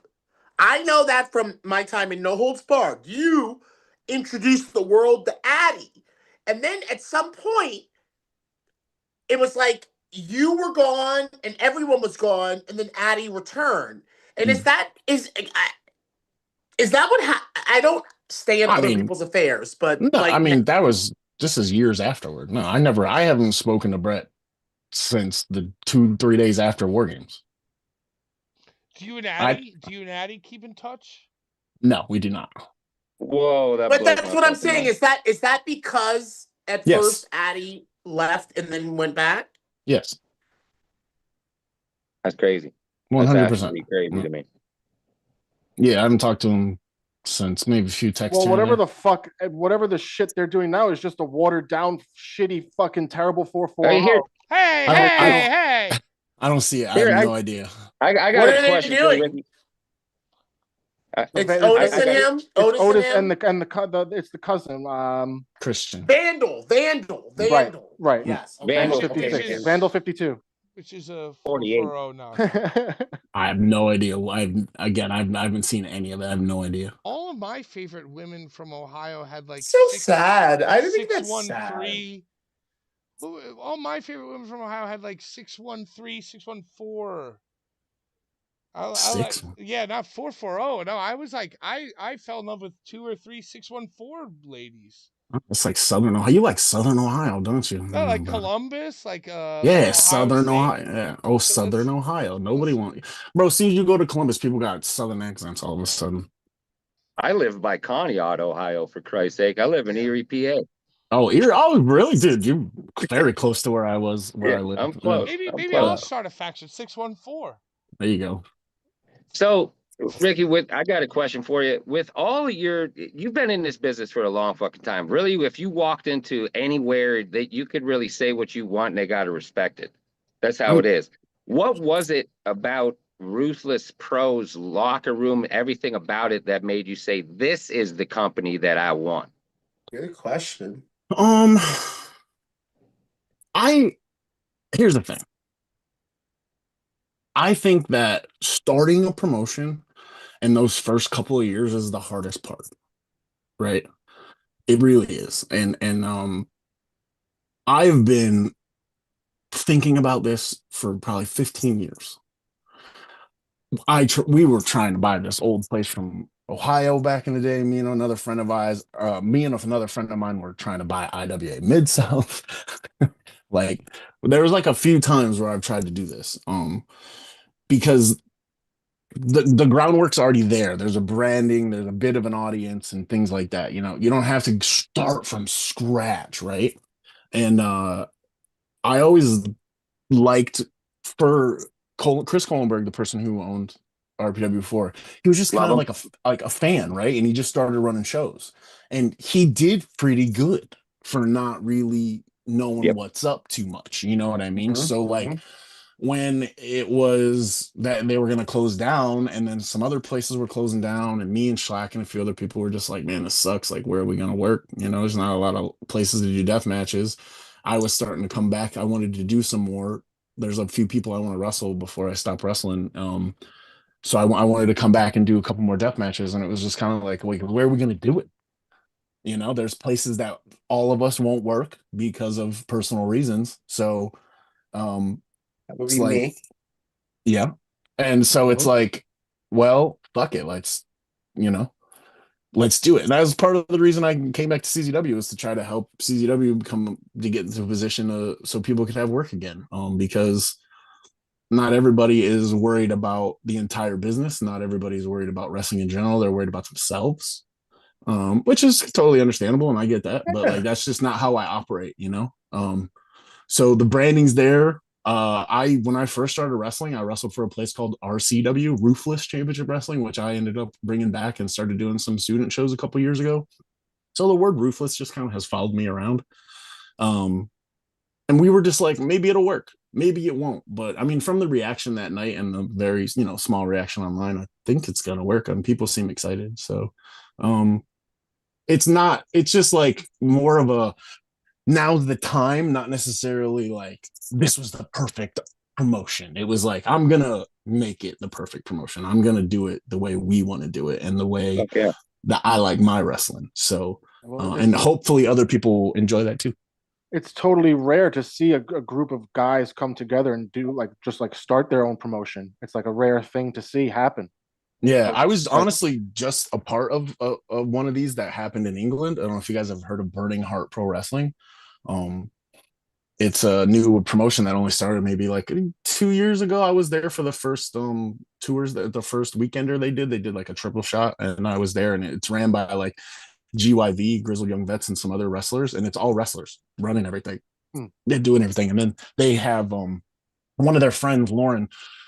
She's like the president of the company now, and she used to work with TNA doing something sort of media for the UK and stuff. So they got like legit people over there, and they did the same thing. It was just a bunch of wrestlers that were like, we're kind of sick of how things are ran sometimes by these promoters, so we're going to do it ourselves. And that was kind of the idea behind it, especially with death matches. It's just like there's no like with wrestling is like you might get hurt, right? With death matches, like it's pretty much a guarantee. Some level of injury is happening, right? that's why 440 is so special too, because you don't see factions really in deathmatch wrestling. Like it's a rare thing. Like you don't even now. It's like just a rare thing that is not done. Like I don't know what or why, but it's like things stop at tag teams. Like it's a tag. Like there's a lot of tag teams, but like a faction is just like a whole other monster because like you say, like everyone has to play their role. It's hard. Their mouth. It's hard too. It's like the reason you can't get 7 people on every show just to walk out and pay for them to go and pay their wage and all that kind of stuff. Like it just like that's why like a lot of the 440 stuff you'd see we split up all the time.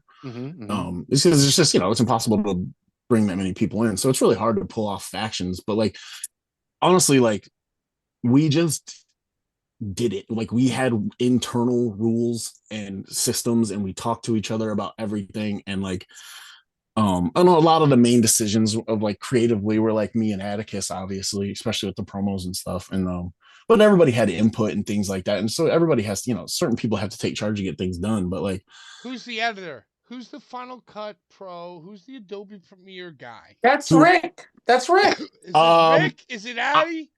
All the 440 promos were Atticus, 100%. Editing. Yes. I would always say is that like I'm like the director. You're like a producer. Yeah. You're producing, you're directing. He would send me a version, and then I'd tell him to switch things, change certain things. Because I'm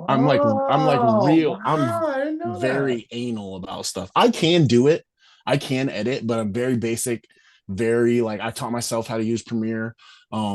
Atticus is very, very good at that stuff. And he's a smart fucking dude. Man. Yeah, he is. The smartest thing he ever did was make Peeling Flesh his walkout music. Shit is so fucking yeah. He's the whole thing. He's he's very good at that stuff. So he's also very attractive. Okay, I have to ask this fan question from our friend and yours, Urka. Okay. Ask him to talk a little bit about the Ted Penny Invitational and why RPW got the rights to hold it going forward. So when I was working at Circle 6, when I was the booker, I'm close with Ian Ryan. Wow, I totally forgot about that. Yeah, a lot of people have. That's right. Ian Ryan allergic to cats. Definitely allergic to cats. So I'm close with Ian. I know Ian did some dirty shit to a lot of people. He never did anything bad to me. And when I started working with him, I think he had realized that he was a shithead and was like trying to make amends with people and stuff like that. And he was just hard, But when I was working at Circle 6, I knew IWA wasn't coming back, and I even told Ian a couple of times, I'm like, I don't just stay out of the business, man. Just like you did what you did, like you fucking changed the business, like just ride off on your horse, chill with your grandkids, like you don't gotta, you know what I mean, like. And so I was like, will you sell us the rights to TPI and King of the Deathmatch? And Ian did. Because I asked, we got a contract drawn up, and we had the rights to be able to run King of the Deathmatch and TPI. When I left Circle 6, and then Circle 6 and 7 split and all that stuff, 7 ended up with with King of the Deathmatch, and TPI just because Circle 6 didn't want it. And 7 isn't really looking to do, I think, wrestling too much. They want to focus to death matches, and I want to shift RPW a little bit towards more wrestling. Not completely, obviously. Like, I don't want to do all that, but like, this doesn't need to be a death match every fucking match. Yeah, burnout. You get burned out. I completely agree. I completely agree. It's too much. Yeah, Right, there will be. It There will doesn't be make it special. It makes it way No. less special. Exactly. There will be all death shows. There will probably be like a death match or two on every show, something like that. Maybe not. Just depends. I don't know. We don't know what we're doing. We're just having fun, right? But so throughout the months and months of talking about taking over RPW, I was just like, yo, we gotta get the TPI. We gotta get the TPI. We gotta get the TPI. What is the TPI? What is the TPI? The Ted Petty Invitational. So Ted Petty is Rocco Rock. Got it. From Public Enemy, who is very good friends. Brian's very new to the business. It's okay. He was very good friends with Ian. TPI, and Ian, Brian. When TPI is probably the greatest independent wrestling tournament. It's up there with Bola, Best of the Best, Peterson Cup, Super 8, things like that. The first ones was 2001. I think it was called the Sweet Science 16. I believe maybe BJ Whitmer won. I don't remember. One of those guys. Anyways, and then it just turned into this like crazy thing. Like anybody who's anybody has been in the TPI, and honestly, anybody who's done anything in this business has come through IWA Mid-South. And I grew up getting those tapes. I have a VHS tape tattooed on my leg, and it says King of the Deathmatch 2003 because that is my favorite show. Indie show that I've ever seen, and it has a lot of wrestling on it, and it has a crazy deathmatch tournament. So I was like, we got to get to TPI. And that night, like right before I walked out, I went to Joe and I was like, did you talk to Seven? And they were like, yeah. And I was like, what's up? And he was like, yeah, we're good. So like I didn't know until like right before I was going out that we like locked it in and everything. So I'm really excited about that. I'm not sure the format yet. I don't know if we'll do 24 because 24 is a lot. It's very hard. It's a long, like Ian was doing that back in the day when he was trying to make DVDs long, because the longer the DVD, the more people would buy it because they felt like they were getting their money's worth. It's not like that anymore. You can't really do 30 match weekends. Kind of hard. So I might take it back to the original 16 like it used to be, but all of this is up in the air right now. We haven't made any decisions or anything like that. Like you talk about the fucking VHS, the DVDs. You made me smell the smell that I smelled when I was there. You know what I mean? When I was at TOD or when I was at like getting my wow, you just made me smell the smell. Dude, I mean, if people like summer air, like death match, Larry, come on. Vouch for me. It's called sense memory. It's called sense memory. Yeah, I know what you're talking about. Can you not smell the field?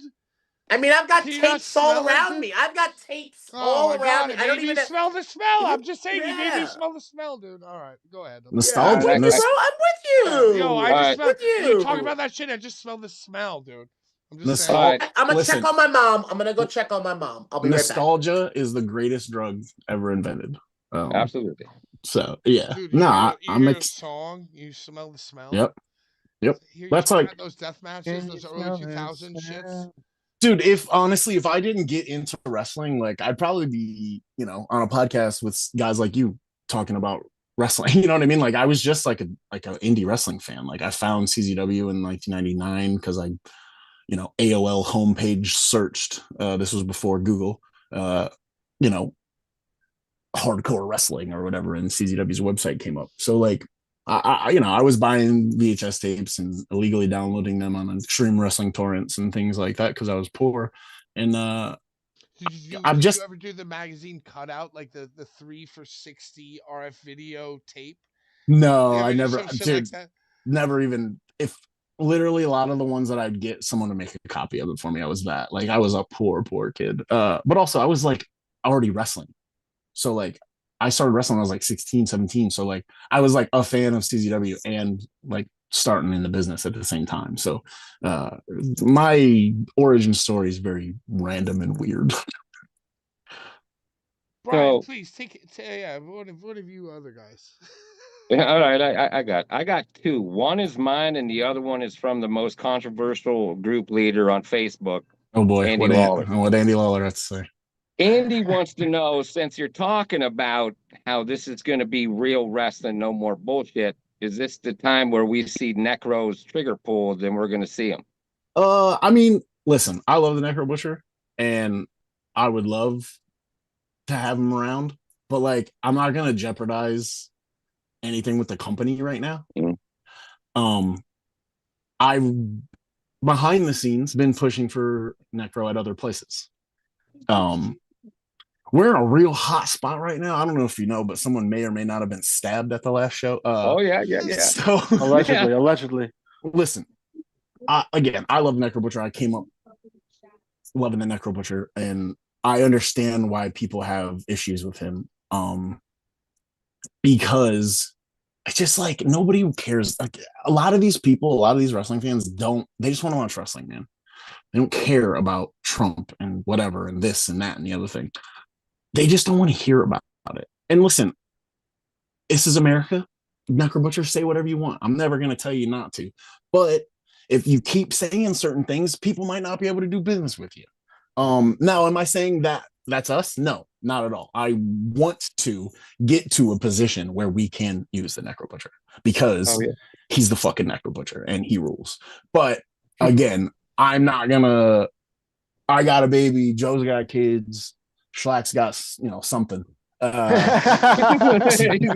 He's in So- love. He's in love. Yeah, that's for him to say. He Chill. found a van with windows. He Chill, bought a van chill. with windows. So I like I said, and Dylan knows that I've been pushing for him at other places, and decisions has been taken out of my hands. But like it ain't because I disagree with what he's saying. It's not because I agree with what he's saying. It ain't got shit to do with that. I don't care. Anybody who knows me is like, you don't know what I believe in or what, and that's on purpose. Like I'm not. I just want to. Isn't he just doing like the most wrestling thing that's ever been wrestled? See, that's the other thing. Like a lot of people Like, don't know. Corey Graves' brother went to Mexico and did Trump, right? Yeah. So like, Sam Adonis. Isn't Necro kind of doing that a little bit? Maybe. I think so. I think he's so smart that he likes fucking with people. I feel like he cares the least about this shit than any of us, actually. I don't know. I honestly don't know that, but I just think that he gets enjoyment out of fucking with people about it that get so angry. You know what I mean? Because he's like a troll. The Necro Butcher is a troll. Get in a ride. I think he's like an elegant nihilist. I hold him in high regard. Yeah. Listen, I've always had the most respect for him. Wrestled him a bunch of times back in the day. He is a fucking legend. You know what I mean? And the short answer, yes. Long answer, I don't know when, but I would like to. That's fair. That's very fair. That's all I'm gonna.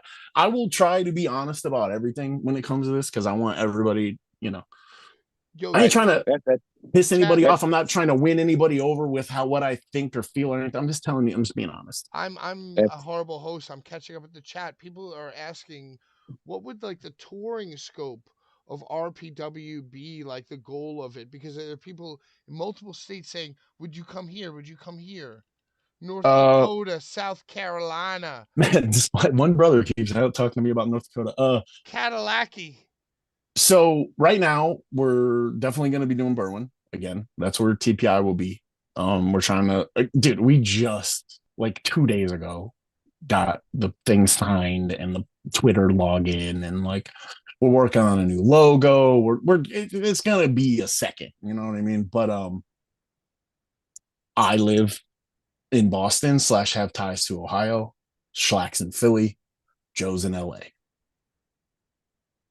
You could probably bet that we'll be at those places, at least for now. Now Ohio, you can't really do death matches, so we might have to, venture on over to Indiana or Michigan. But I mean, that's the goal. We want to do, again, if it's cool, and we can make it work with our budget and taking care of everybody, we're gonna do whatever. And if it's fun, like we're just, this wrestling has been so, especially indie wrestling, especially deathmatch wrestling, it's just been so fucking stressful lately, man. And it's just like, why? Because a bunch of weirdo little boys are insecure about their fucking place in the world, and they gotta tear everything down that ain't them. And it's just, it's crazy, man. And it's like, I don't know who was at TOD out of all of you, but like, TOD was fucking awesome, and it ripped, and Mhm. everybody had a good fucking time. There was no drama. There was drama for about 5 minutes when that dude fell down and Hoodfoot helped him get up, and then fucking um yeah. So like that's it. You know what I mean? Like I want it to be fun. I want everything to be fun and not drama filled. So whatever we can do to make it fun and to make it work for everybody, we're gonna do. Oh yeah. So my next one is we've had the privilege of doing production for the first King of the Kill 1 and 3. Sure. And we have STF Media, we got deep ties to RPW. Okay. Will King of the Kill come back? Are you thinking about keeping it? Yes, but not in the same way. It'll How be was that? How was that first thing related to the question? Like, What do you why mean? did you why did you mention your production company and then ask about like wrestling? Like, I just phrased it the way I phrased it, Patrick. why? You're I mean, thinking like, too much. why'd you make sure to let him know that you were available and then ask him I mean, about wrestling? that's already a shoe-in. I mean, I would work for I mean, I just a feel second. like that was a little. listen. No, Hey, if you wanted to catch up with the chat, it was actually said and asked if King of the Oh, Kill was I'm going to stay. sure. I'm sure it was. I was listening a couple weeks ago and I heard him talking and putting his production place over. If they would have done production on some show, it would have been better. I heard him. Hey, Don't worry he about pays it. attention. Wow. Wow. Okay. Great for you. So there will be King of the Kill is still going to exist. It's just going to be in a different version. What that is right now, I can't really say much. It's not my place to say right now. But I mean, you're talking about former King of the Deathmatch, former TOD winner, in myself, DOA, former Schlack TOD winner, XPW champion, Joe coming up doing all that. We're gonna do a deathmatch tournament. You know what I mean? So like, we gotta figure out what RPW is for us. Everything from Omega and before was Chris, right? Now we're gonna stay true to that fan base. We're not just gonna completely switch up on everybody. And honestly, the product's pretty much kind of close to what we would do anyways. Besides, I'm just very, very particular about things, very anal about things. So I'm gonna, but it'll be there in a certain way. And production is like a huge thing for me, honestly. Like we were just talking about in the group chat yesterday, talking about how we need to have good production and how much it costs and things like that. And but yeah, right now I know for a fact we're gonna be going with IWTV for a lot of the things that we can, but I'm gonna use whoever I can and whoever does the best work. So listen, if STF Media does the best work when we're out in the Midwest, then my man. Man, that is so good to hear you say who does the best work, because I definitely have proven at XPW that I do the best commentary work with Necro Butcher. And also I produced that he was even involved. So, I expect that STF Media and myself will get a call. While Nah, I'm asking that, we're I want to. we're all good on commentary. Don't worry about it. Oh, cool. There needs to be a rotating cast of the workers. Okay, that's cool. Okay, that's fine. One anchor in the Hey, workers. I think our connections. I think we're breaking up. I have a question. God damn it! I thought he's breaking up. All right. Mount Rushmore of American Deathmatch wrestlers. Only American. Because that's what I do, brother. There'd only that's be my there question. There would only be one Japanese guy on my regular deathmatch one, to be honest. So Well, say that before you say you're American. Then I want to hear. I hear the Japanese. I feel like how dare you?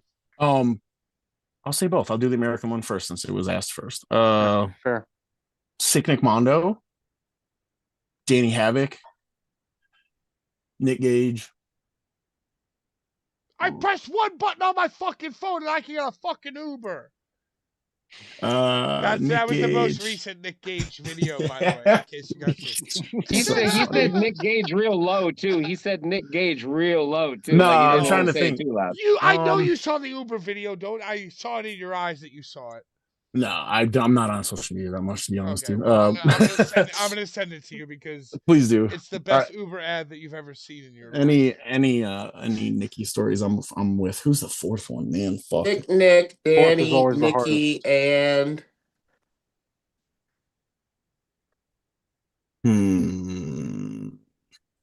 fuck. I know it's hard. Yeah. Sick Nick, Nikki. Who's the other one? Probably Necro. Yeah. Necro. Danny Havoc. No, Yeah, Dan, Danny Havoc. Sick Yeah. Nick, Nikki, and It's a Necro. quality. It's a quality. It's quality. Solid. Are you okay? No, I should have been an architect. You all right, Joe? No, I should have been a fucking architect. Yes, let's go, dude. I know you're talking about. Yeah, that's my guy. That was TOD like 2 or 3. Yeah, the only other person that I mean, in my opinion, the greatest deathmatch wrestler of all time is Masashi Takeda. And that's Doesn't your get number one. Takeda's Japanese. awesome. Yeah, no, number one of all time, ever out of all of them. He is the best. He's the I best deathmatch wrestler that there ever has been. Look at his Crazy goddamn kid. body. Yeah. A scary man. He's All an right, I guess insane we'll go person. round table Rushmore questions. I want to know the Mount Rushmore of your favorite matches, your top 4. Because you have a body of work that I made my own. Of my own matches? Yeah, come on. You're Oh, or at least okay. and you could say it from a booker's point of view, like, or you could say it from a personal, but like Okay. mix it together and give me your top 4 favorite moments. Because I feel like I was at TOD at your first shit. And I was at your TOD with your head rippage.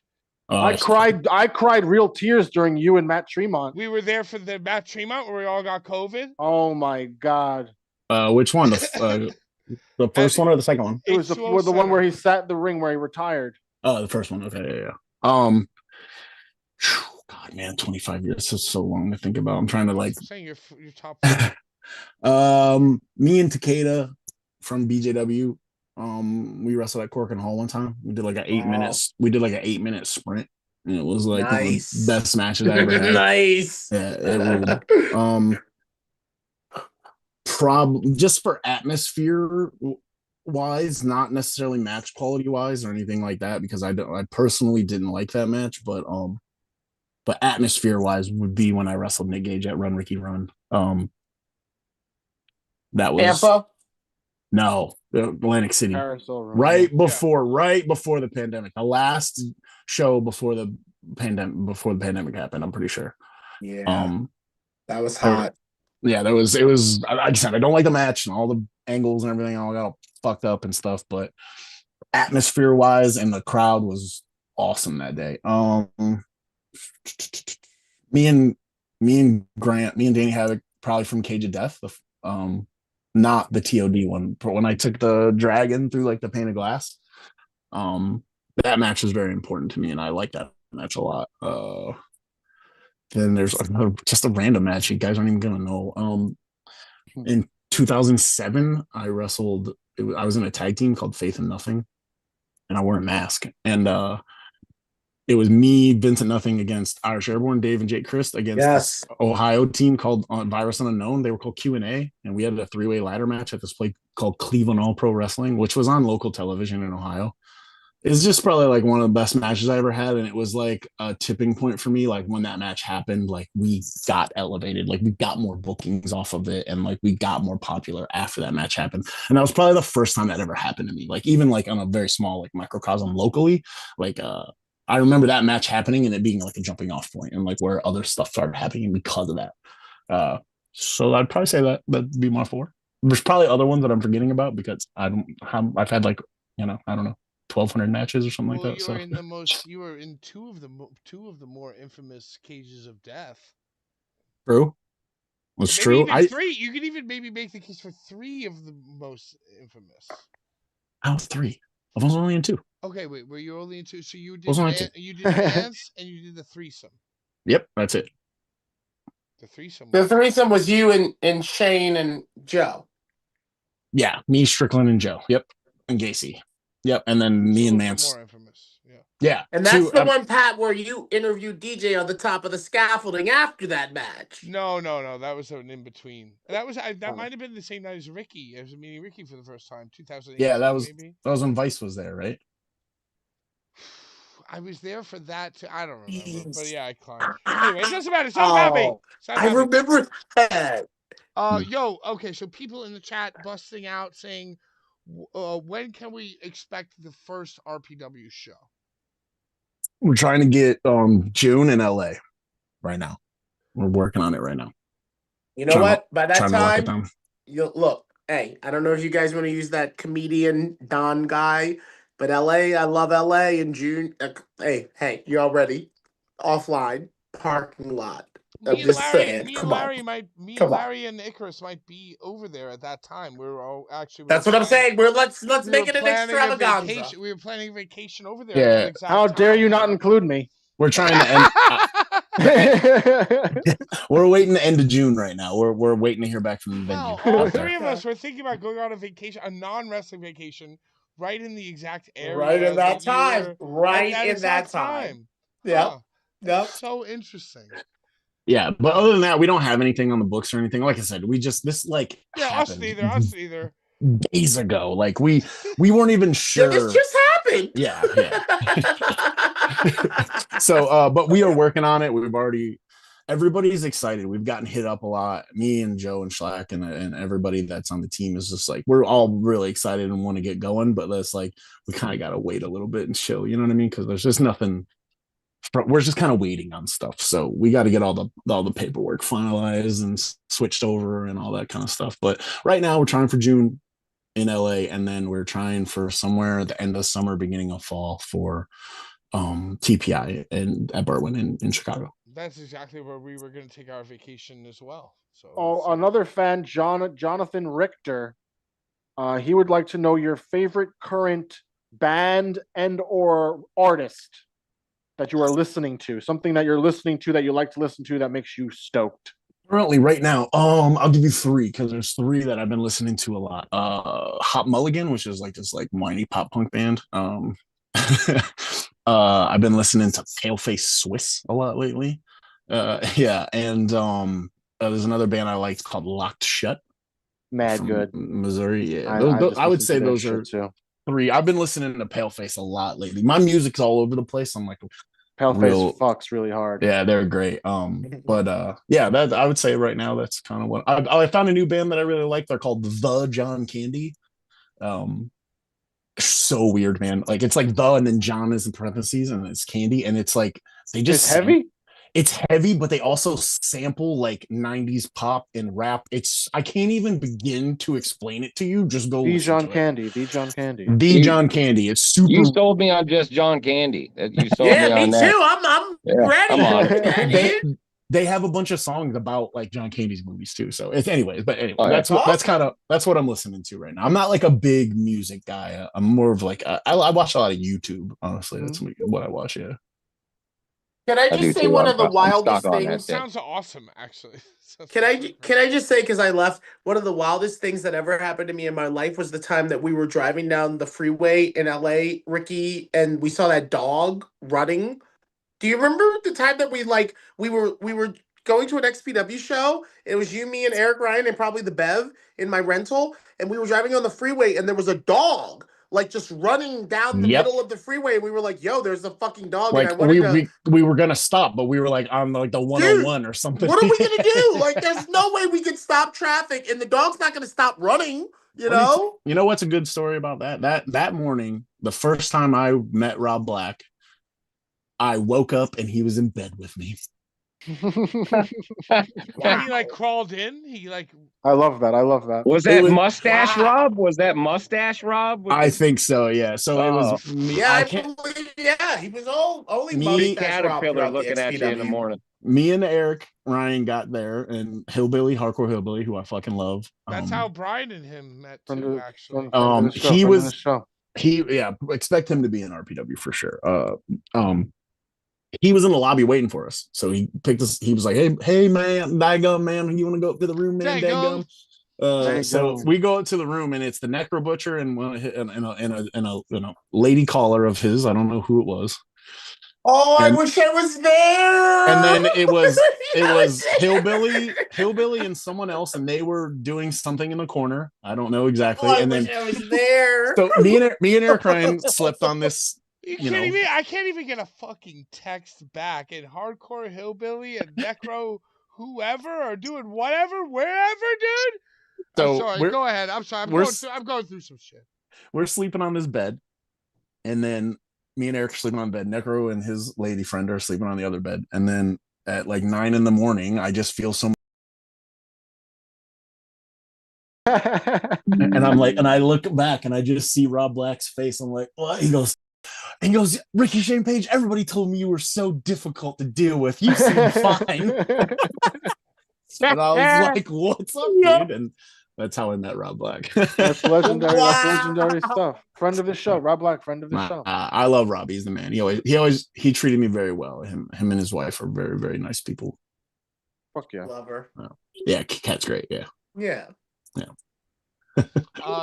John Richter also asked, what old wrestling do you watch? Obviously, you're a well-educated student of the game. What old wrestling do you turn to and watch for inspiration?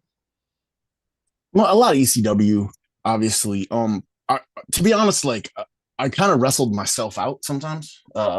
Yeah, dude. Yeah, you like shows. yeah, You're always around it, you know. Like I get it. Yeah. Like I have been. I always say this to people. I have been wrestling longer than I hadn't. So like I started wrestling than your life. Longer Yeah. than your life has existed. You've been So wrestling. I started wrestling when I was 16, and now I have been wrestling for 25 years. So my wrestling career has outlasted my civilian career, right? Mm-hmm. So I get real wrestled out. It's hard for me. So Mhm. a lot of things that I try to watch other stuff. I watch a lot of like gymnastics. I watch a lot of cheerleading. I watch like swing dancing. I'll watch movies like fight choreography. I watch a lot. Just like movies about like just movie. I'm a real big movie guy, and I like to like think of those story points and things like that as like match stuff, and I get like inspiration and stuff from it. So I've watched all the wrestling that I like, and I'll never fucking forget it because it like formatted my brain when I was younger, right? And but I'll go back and watch like old CZW. One of my favorite things ever to do was when I was in Ohio, me and Eric Ryan lived together when I was out there, and we would just sit on the couch, man. We'd put on IWTV, put on some random show. I'd pull up Cage Match on my computer. Oh, Buck Quartermain, who the fuck is that? Like, let me look. And then Buck Quartermain's doing, rips at All Japan in '93 or something, and just like watching like random stuff, and then like going and reading people's cage matches. Like, if you ever get bored, man, 2 people's cage matches I would really employ everybody to go read is Jerry Lynn and AJ Styles. Now, if you go to the matches, it just has all their matches listed. But if you really start to like go like, this dude was in Nashville on Wednesday, he was at IWA on Thursday, he was in IWC in Pittsburgh on Saturday, motherfucker went to Georgia on Sunday. TV tape, you know what I mean? What's your favorite RVD match, dude? Let's talk God. RVD. Give me your favorite, your number one. I don't know, dude. That is so hard, Pat. That is so hard. Dude, you know that it comes down to 4. It's like Bigelow, Jerry Lynn 1, Jerry Lynn 2, Bigelow, and then maybe like the Sick Boy when it was early 2000s. Oh God, that's terrible. Come on, he debuted the Van trash. Terminator, dude. Van Terminator. You're talking 2001 ECW right now? Dude, get out of here, bro. Come get on, out of here. Oh, come on. I'm with RSP. He's losing his That mind. wasn't real. That was I have a better question. That was TNN RSP Don't ECW. stick your head at me. How dare you? Van Terminator, he fucking debuted Van Terminator. RSP It's a says generational thing. It's a They're generational so thing. loud. They're so loud, dude. All right, go ahead, Brian. RSP's 84. I'm Jesus 85. Christ. How dare? Okay, You're a movie Oh, nut. wow. Okay, well, then I RSP guess is a not movie so nut. much. I want to know. Fine. I'm muting Jesus myself. Christ. I'm muting myself. Thank God. Thank the Lord. Thank God. I want to know Ricky Shane Page's Mount Rushmore of horror movies. You're gonna be so disappointed, and so is No, I'm not. I want to hear this. I won't. Couldn't tell you. Don't watch horror movies. Never seen. But you're a movie mat. So what is your Mount Rushmore of movies? Never seen like the Jason movies. Never seen Halloween. Never seen Freddy Krueger. Like none of that So stuff. what's your movies then? What What are your they movies? say? Never meet your heroes. Never meet your heroes, dude. I'm what the the fuck? one- I was right about this guy. Oh my God. I am like the one. What? So funny. I'm like the one deathmatch guy that doesn't like horror movies. They just scare me. I don't know. I'm not into Some it. people aren't into that shit. Some people aren't Honesty. into that shit, dude. Honesty, it's good shit. I can't Good believe it. I Don't let him off cannot the hook. believe it. Do not let him off the hook. I'll give you my Mount Rushmore movies, I guess. Mount Rushmore of your Yeah, own. you give us your movies. personal favorite movies of all fucking time. My favorite movie ever is The Crow. Fuck yeah. Yeah, I Fuck was yeah. the Crow. I was the Crow 3 years in a row for Halloween, and then on the fourth year, which was 1998, I just had a bat and I was Sting. Is that not considered a horror movie? So that's number one. It's not. The Crow, I wouldn't say so. I'd say wouldn't it's more say of a love horror. story. It's If a anything, psychological no. thriller. It's a psychological thriller. it's not gory, like Right. You know what I So mean? suspense, So that's suspense. I would say suspense thriller, if you will. In number two- Blockbuster. Number two is Hackers. I don't know if anybody has ever Great seen movie. the movie Great movie. Hackers. Great movie. That is like one of my favorite movies. Wayne's World. I watched Wayne's World every day after seventh grade and after school. So I know like every word to the entire movie. Oh God, number four, dude. Fourth is the hardest one. Yeah, it is because I got the hardest. Four is always the hardest. I got a few because there's a few like weirdo anxiety movies I watch all the time. Maybe I shouldn't say those though because those aren't. God, this is hard. I will say Superbad. Top tier. Love that movie. But yeah, I watch like okay, I'll tell you the weird anxiety movies I watch for some reason. If I can't pick any, That's what I wanted. Okay, there's three of them. One is Ocean's 11 or 13, not 12 because it's trash. National Treasure 1 or 2, interchangeable, both rule. And number 3 is Ready Player One. I don't know why. I just watched top tier movie. Ready Player One. Give you anxiety, or you watch them when you have anxiety to cure you? I can't pick something out, and then I'll just pick one of those. Those are your comfort. Those are your. Yes. kind of, we all have them. We all have them. Not because I particularly like them, just because it's like I think yeah, I think Nick Cage has that effect on me. I like Gone in 60 Seconds too. So Angelina Jolie with the cornrows. And no, she had Juggalo dreads and blue eyes. Yeah, she had white dreads. And blue eyes. She had contacts in it. She was a husky. She was a husky. Yeah, it's so weird. Yeah, like if I wasn't special question, special super chat request. Sure. Well, and once we got some money. We got some money. You already covered this, but this is a $5 thing, so I nice. This. John Richter says, when can we expect RPW NJ? I don't know. I'm sure Shaq is gonna want to run some shows in the Philly, New Jersey area, and it's new. We just started. You can't really do death matches in PA, so again, I all of the above. We want to go everywhere. If you want us to come somewhere, hit us up. If you can help us come somewhere, hit us up and talk to us. Yeah, and we will buy a t-shirt and leave a tag, email on it. Yeah, something. Fuck Pennsylvania. Fuck Pennsylvania. No. I don't know why we won't allow Kensington, that warehouse that Jimmy Controversy runs his backyard in a ring shows from. We'll figure it out. I mean, I feel like obviously Jimmy Controversy is going to be a huge part of RPW. He's a huge part of everything. I feel like there's no way that I won't see him over there. Jimmy Controversy He's dedicated. What He's a guy. Very dedicated. Jimmy Controversy is welcome at any show that I'm doing. I'm not saying dedicated, dude. I'm not saying I'm going to book him on said show, but he is welcome to come to any show that I have something to do. He'll work his ass off. He'll work his ass off just to get a spot on any show. Yeah, dude, he randomly said he was just going to like drive to Boston one time to give someone a ride. Does just it all the time. Like, drives to Texas. Yeah, drives everywhere, dude. He's dedicated. He's Jimmy dedicated. Yeah. So I'm gonna get my Mount Rushmore out of there. Let's go. Since you're a movie guy, what's your top 4 greatest stories ever told at deathmatch?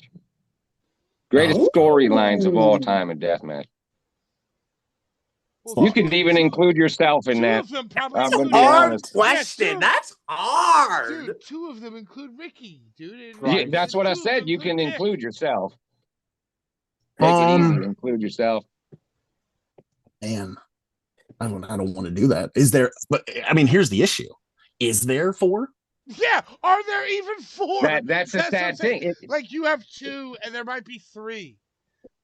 Danny Havoc and Sammy. Yeah, dude. Yeah, Yeah, Danny Havoc and Sammy. fuck, I hate that I'm saying this. Nick and Richard. No, well, no. DJ and Tremont. That is a good fucking death No, match. only Like because long one guy video almost died. package. Almost Dude. because No, one guy dude, died. Dude, It looks long like video that. package. Hey, long hang on. video package. It's dude. one clip. It's one clip. Hang on. Name another one. Yo, I'm gonna go Richard. Name another one. I'm gonna go Richard Tree. Okay. I'm gonna go Richard Nick. Nicky, name one that ain't me. That's a hard thing to fucking Okay, how about do, this? man. CCW 9 Wax kidnapped or DJ kidnapped Wax girlfriend. That's a good. Oh, I the did. suspension thing. CCW 9, yeah. Dude, And I'll then- give. and then and then something with Jimmy Lloyd that I can't name, but I'm sure it Oh. happened.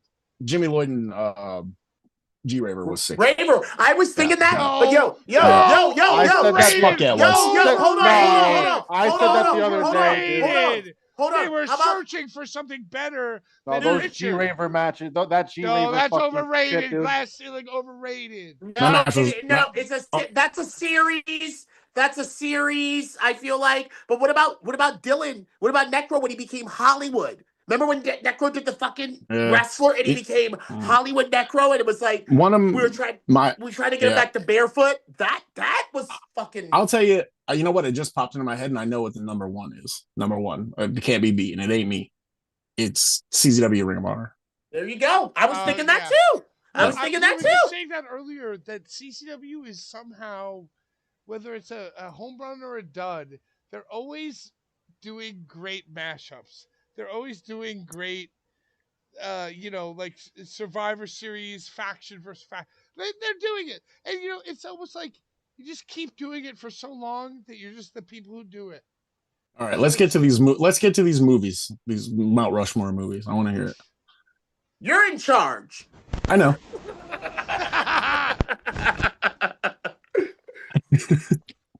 So what fucking movies? Oh, he said he was gonna do his Mount Rushmore. Didn't you say you were giving it, Nick? Ooh, I didn't. I No, said he asked. likes He asked. movies. Oh, that's right. Yeah, That's he right. likes That's right. movies, and it's all about The guy said he storytelling. hates movies. He said he Isn't about you, Larry. That's why I feel. watch It's movies. why I feel. That's why I feel Ricky's here, and he won't go away. Is the fact that storytelling is not told in deathmatch, and he needs to save this shit. And he finally I have finds to go them. get tattooed. I have it an ain't- appointment. All right, get tattooed, brother. Hope it's good. Get the Hopefully- fuck hopefully out of it here is then. good. Okay. How dare so- you? Since you gotta get. How dare you be rude? Since you have to go get tattooed, do you have a final question for Richard? Brian, not Larry, Brian. why? No, why Brian. Brian, you're gonna leave. You're getting tattooed. So give a final question to Richard. I just want to thank Richard Bardo. for coming on to the show. I appreciate you being dope as fuck. I appreciate No you worries. staying a lengthy time. I appreciate you being honest. And I'm stoked to see what RPW does. Thanks, man. I appreciate that. It's all I want to do. That's a good outro. I don't even Yeah. want to say. It's good. But yeah, I do have to depart. Good luck on that tattoo, sir. Say, if Only you guys 8 want to end minutes it, after 9. you let me know. I'll hang out for a little bit longer. I don't care. Yeah. As long as I'll go as long as you guys want to. I think Brian's going to get a 440 tattoo. My couple of them- mom's there's a- dinner comes out of the oven at 9:22. Listen, when Larry leaves, I leave. Right, Hey, exactly. I like 'cause that. was the only reason you joined. We roped you with Larry. There's always stipulations. How many women who I want to hang out with have only come around because Larry's around and I've reaped the I benefit? thought that was going way another place, Ricky, and I think you know where I'm talking about. I don't know. What are you talking about? What are you talking about? I was being normal. I was being a normal person. Yeah, you are, but I Dang. thought you were gonna bring up some other shit because is I would I got never past. bring up some other shit. We're keeping it. We're keeping it posy. Yo, Ryan, son, please take over and be a good wrestling journalist and talk to Richard. Well, I'm not being a journalist. I'm just asking questions that I know people want to know. Like, here's one. Here's a heater. How do you feel about these people going by the name Mr. Death, Hayabusa?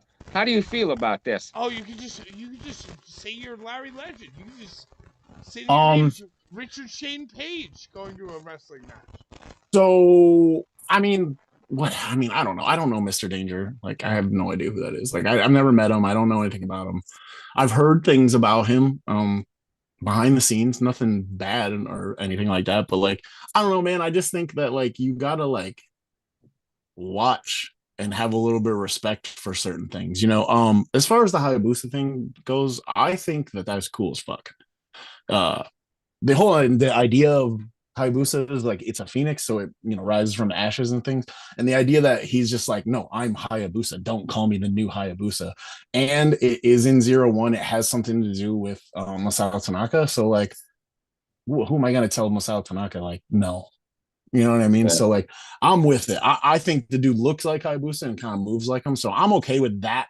Because it's almost like a Tiger Mask kind of deal. You know what I mean? Exactly. That's exactly what I was about to say. Yeah.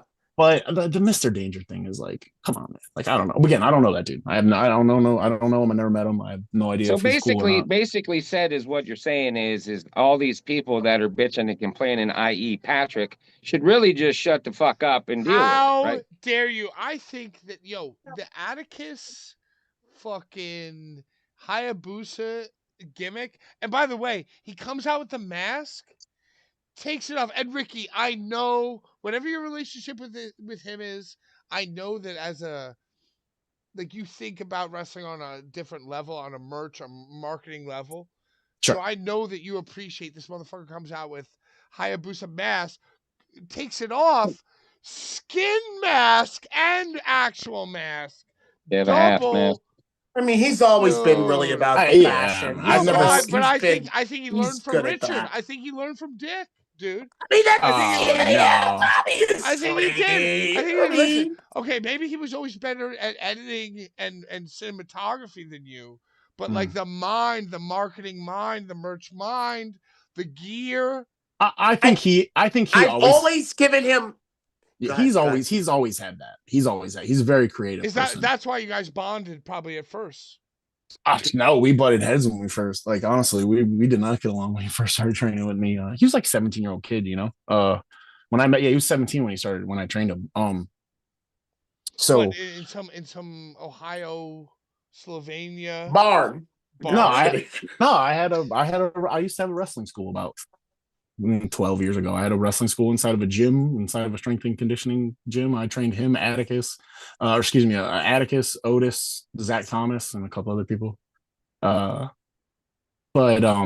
he's always been like that. He's always like, I first saw him at his backyard. I went to go watch his backyard wrestling, and I saw him and his brother, and he's like a John Carlo wrestler. They had like gimmicks and paint and everything. They were always doing that stuff. I think I might have, I showed him the wrestling part of it and like showed him the actual business part of it and how to make it work. But like that was all him. Like, I'm not gonna take credit for any of that. But I haven't seen any of that stuff. Like I love that you cleanse your brain by not. I consume zero Game Changer wrestling.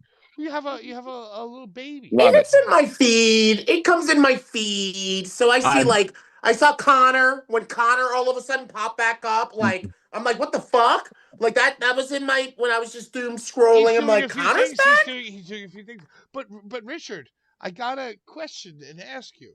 And once again, I'm so sorry. But I'm just saying, now that you're the owner and you're in a fucking Cerberus, a 3-headed dog of fucking dope dudes, I feel like now it's going to be your job to watch this fucking shit. I don't need to watch stuff that's bad. I'm good. That's what we got Dread for. But don't you? Yeah. We need someone. One of the three needs to consume and tell us what the hashtags are. Richard, you need to know what the hashtags are, my dude. Here's the thing. I don't give a fuck what anybody's doing. I don't care what they're doing. I don't care what Danny's doing. I don't care what talk. I love this kind of. I'm sorry. I don't care what West Coast Pro's doing. I don't care what CZW's doing. I don't care what Beyond's doing. Rick, are you in Vegas? Yes. I am doing what I want to do. We are doing what we want to do the way we think is right. So why am I going to sit here and fucking make myself angry by watching something I don't like with people that I don't like, that I don't respect, that I want to have nothing to do with? Why would I watch that? Why would I fucking inundate myself with bullshit and make my life worse? No, perfect. I'm good. I mean, I guess the same question could be asked: why would you even come on this show? Since Larry Legend is here, and right, because we got I the helped Larry him win Shield. the fucking belt, and I'm a CZW Hall of Famer, and we're both in CZW right now, okay? And, you know, Yep, I gotta and- say, I feel like Richard is a future CZW HOFer, dude. I gotta say, come on. I mean, but yeah, dude, I don't care what anybody's doing. I'm not. That's why all these people are miserable all the time. It's because they're so concerned with it. Everybody else is doing, and they're always mine.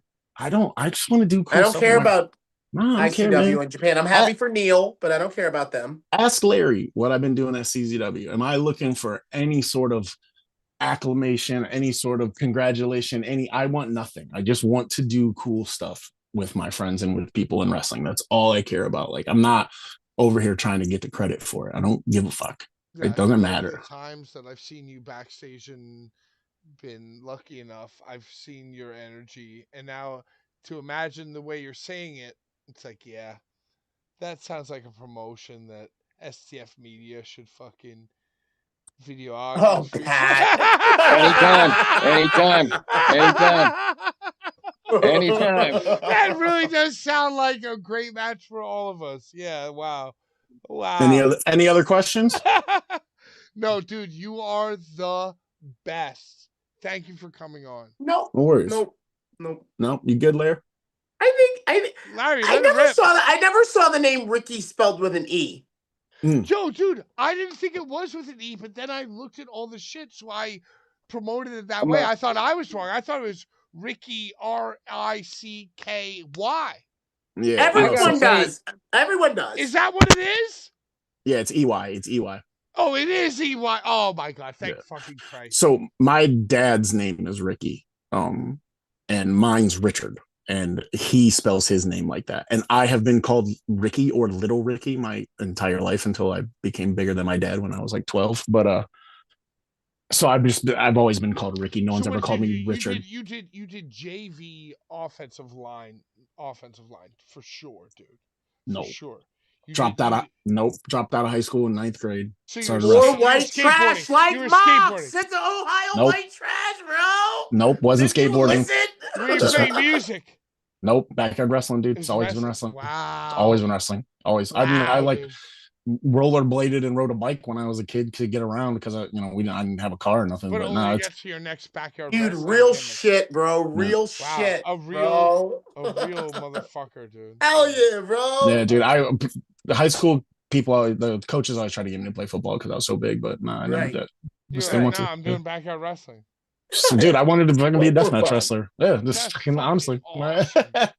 Yeah. Yeah, I love it. Yeah, no, dude. Yo, Bob, we love you. Yo, dude, Richard, Mr. Page, we fucking love you, dude. Thanks for having me on. Like I said, I really wanted to come on and talk. Thanks for coming on. We have now had a lot. We have had a lot of major guests now. Like, we're not people come on our show. That's what I'm saying. Like, people come on our show. Like, listen, you know what the hardest thing about doing stuff is consistency. And you guys are always. I always catch you guys. You know, I'm like, I won't watch every week. I'm not religious, but like, I'll see Larry pop, and I'm like, let me go see what Larry's up because I love Larry and I want to feel like I'm hanging out with him for a second. So I pop it on. Thank you, Larry. Thank y'all. I'm glad we can do this. And yo, I was saying to them, I texted you on Instagram. I'm a little nervous. And I was nervous. He doesn't know you. No, I know, but I know him. I texted Richard, yo, I'm so fucking nervous. Because you're a boss. Because you're talking to a boss. We had Nikki on the show. It's equal. We had Nikki on the show. Richard has always been a great brain. He's always been a fucking brilliant brain, a positive fucking piece of business behind. You know, whether we're in the make fucking sure it's upstairs. right. Dude, honestly, all it all it is that people are just intimidated by me because of how I talk, because I'm honest, and because I don't care. Yo, Like people hate yeah. hearing honest opinions. Yeah. How many times have I Yeah, been but a part of a wrestling show and it's like, what'd you think about the lights? I was like, well, I think they sucked. And they're like, no, well, now I realize you were just asking me that for me to say they were okay. Yeah, I don't do that. I feel like you maybe might have that. I feel like you're 100 a guy who's very much into 100%. that problem. Yeah. Yeah, don't ask me if you want a real that's like a true a real friend. answer. That's a true friend. Yeah. A true friend will tell you, oh, well, this is what sucked. The bottom line for me, wrestling saved my life. It got me out of bad situation and bad, home life. Not terrible, but like it wasn't great. And it saved my life. It made me be able to travel all over the world. I've been to Japan 7 times. I've been to England about 14 times. I've been to Spain, Mexico, Canada, everywhere. I have my daughter because of wrestling. I want wrestling to be the best that it can be always. So if that means I got to hurt somebody's feelings about something, because listen, here's the thing people don't realize too. Like, this is life or death, man. Like, we could die doing this, and then we got some idiots, some jabronis who don't have enough respect to learn the business correctly and to have enough respect for it to do it properly. Then now I have to deal with that, and then now these younger kids, these younger wrestlers, they have to deal with that, and then when I'm gone and I can't be there no more, who's going to do it? So I have to change things now and show them the right way and do things the right way, do things with RPW the right way, so everybody knows. So there's a wrestling business and somewhere for me and other kids to be able to go and hang out with forever and not be selfish, not talk about lying in my pockets, buying another house, doing whatever. You're gonna make me fucking cry, dude. You're gonna make me fucking cry. So that's what I want wrestling to be the best always. So yeah, if that hurts your feelings, like, sorry. Yo, let's fucking go, dude. Yeah. Let's fucking go. All right, ladies and gentlemen, Rick Larry's mom's dinner's coming out in 1 minute. That's right, 9:22, and it's 9:21. It's 9:21. I got 1 minute to get that dinner out. Thank you, RSP. This is the timing. This is the timing of this guy RSP promos. He knew. He's a boss. He's a boss. He knew he had a 90-second window. Thank you, guys. Listen, follow RPW Ruthless Wrestling 419. The handles are going to change soon, so don't get too stuck with that. But go follow us. Support is all we need right now, honestly. And thank you guys for having me on and letting me talk. Thanks for coming on, Rick. Thank you so much. Seriously, bro. Thank you, guys. Appreciate it. Thanks to all the fans. I'm going to go give my daughter a kiss. I'll talk to you guys later. You hang up now. Give her a kiss from me, too. Tell her Uncle Larry Legend says hi. Oh, you didn't hear that. Dude. All right, I'm going to go feed my mom. No, Larry, don't leave yet. I got to go get my mom's dinner out of the oven at least and let it stand for 1 minute. Stupid dinner. She's gonna eat that. Let's talk about RSP. Let's talk about the State of the fucking Union. Oh my God, Pat. I'll be right back. Can I come right back? God. All right, fine. Icarus, please. Take it away. Thank you. Wait, what are you really asking me about the interview? He wants to get the fuck out of here, Larry. Get the fuck out of here, Larry. Get the fuck out. He wants to talk about RSP because he's high. Because I'm high. Fuck you. You're feeling it. You're feeling it is what I mean. You know what? Okay, show's over. Great. Show's over. No. Great, cool. No. Whatever. I'm feeling it. Show's over. Fine. Fuck you. No, Ick. Just talk until I get back. I'll be right back. Icarus, I just want to say I'll be right back. that you're a lovely member of the show. And I see you on Instagram doing a million brilliant things. And I always cut you off. So why don't you talk about give me a State of the Union closing statement. You want a closing statement? I'll make it short and sweet. You want a closing statement? I think I want it long and tender. I don't feel like I can do it long and tender, but I'll give you something. Trust your instincts. I know Patrick didn't get to a lot of your questions out there in that world. How dare you? You could have joined. No, listen. You could have joined. Here he goes. Here you go. You're talking too much again. You wanted a closing statement. I'm giving it to you. If you don't believe in RSP and what him and Dred and Shellac are trying to do with everything he said on this podcast, then you're not listening to something correctly. Because RSP right there should have gave you faith that everything's going to be all right with I feel like Ruthless Bro. everything's going to be okay. Yeah, it's going to be done right. And he didn't shy away from anything. At some point, I wanted to make a joke that they all threw $200 at buying it. But then I said, you know what? No, I want to be an ally. I want to be an advocate. I don't want to because my number one fucking instinct is to make fun of everything. So I didn't want to say anything like that. No, you did good. You did all right. You did good. I For the didn't do most so. part. I didn't do so bad. And by the way, I would like for you to, if you can wrap your mind around it, think that when I did yell out of turn, it was a choice that I made. Which one? Are you talking about the 7th or the 8th time you did that? All 25. All 25 of them? Yeah. All right. Yeah, I feel like it wouldn't be Blvd Bullies if I didn't interrupt our exalted guest. Well, that's why they come on. I swear to God, that's why they come on. I feel They know like it's about to happen. It's not a lot of work you got to put in. You got to answer maybe 3 questions. Right. You ain't got to do a lot of work. Yeah, right. It's like I know that they're gonna ask 8 questions. I just need to answer. You didn't even one. ask him about Dirty Ron. He would have gave you anything. You just didn't do it. Dude, I asked about It was Dirty coming, Ron but you before. kept cutting me off. Dude, let me ask you this: did you do a Easter egg hunt for your childs?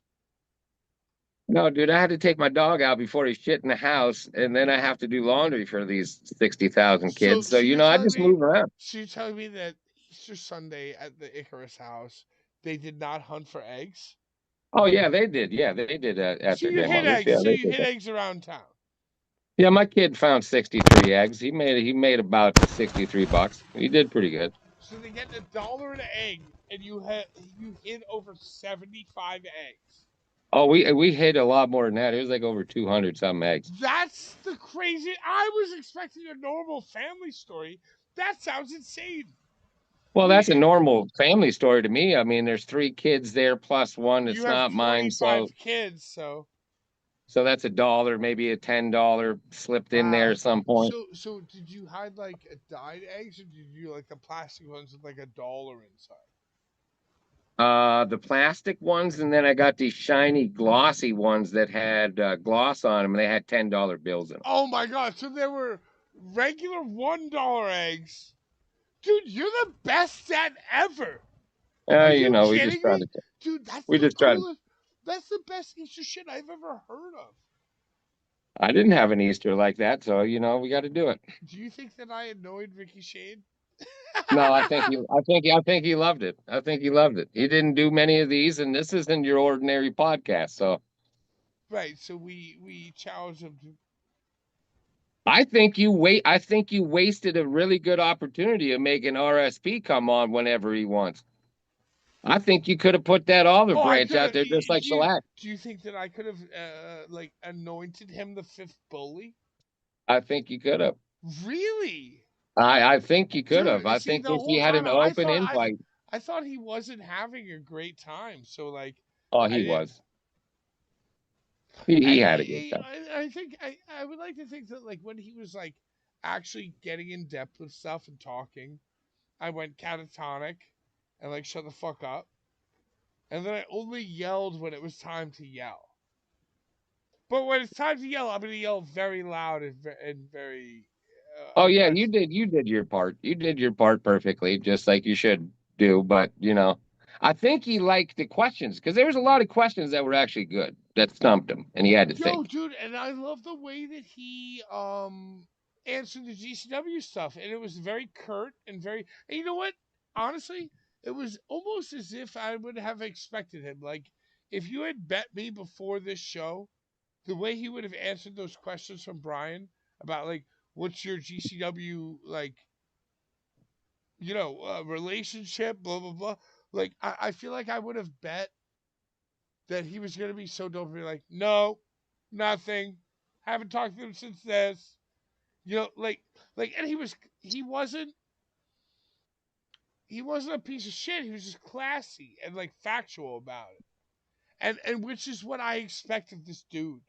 Like this guy Ricky Shane is a guy I very, very, very much respect as far as like a production mind. You know, you do production. Yeah, I do it. Yeah, so you know that this guy Richard, Yeah, he's got the mind for it. yeah, And I think that he very, very much probably helped IWTV.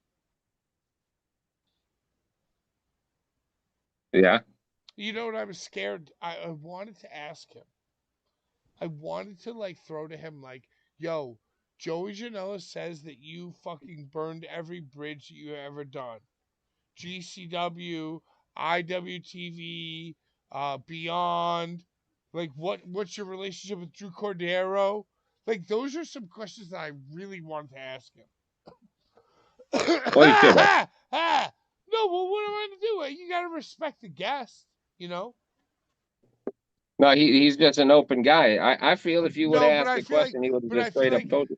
but no, but I feel like the question of like, what's your relationship currently with Drew Cordero, and how does Joey Janela's comments, like, you know, affect that? I feel like that would have been a question I should have like pre-sent to him. That's not a question. That's not a question you just like fucking spring on a guy because he's being cool. You feel me? Yeah, yeah, but most wrestlers think that's what podcasts are about. So it's not So like really off do the you think wall. that Richard came to the pod with more armor than he thought he needed? I mean, your reputation. You have a reputation behind the Boulevard Bullies. So yeah, people are gonna think it is, but it's changed. So No, but I feel like there's probably a you know, you I feel like if you're coming on the show, you can tell if you're gonna be like a friend or a foe. Like I feel like that's already kind of like in the ether. yeah, yeah. So I feel like Richard knew that he was going to come on as a friend. And by the way, thank Well, you that's for because your Larry was here. That's because Larry was here. well, yeah, he did ask for that. But also thank you for your questions because I feel like your questions were like the well rehearsed like so I'm like I don't rehearse crashing. nothing. No, well no, but you actually but you did have like a thought. You know what I mean? Like I'm not saying you rehearsed them, but you did have like a single previous thought about them. Whereas I like had some I'm fun. well, but see, and that's why, like, I think that's so fucking important that you and Brian and Larry should like actually do it and think about it, so that when I'm an unhinged maniac, it's like I feel like it work. I feel like it works a little bit. You feel me? I get it. I get it So so completely. so like so now I'm like I'm saying, hey, you know, what's your top 4 bikini matches? But then I'm like, oh, you know, Icarus, you ask. So I think it, you know, you know what, Ick, for sure. I would love for your direction, for your input, for you to tell me how to build on the idea that I'm saying, but make it better. Like I would love to talk to you on like a text message level about it. But yeah, I guess like the unscripted strategy is that I'm an idiot.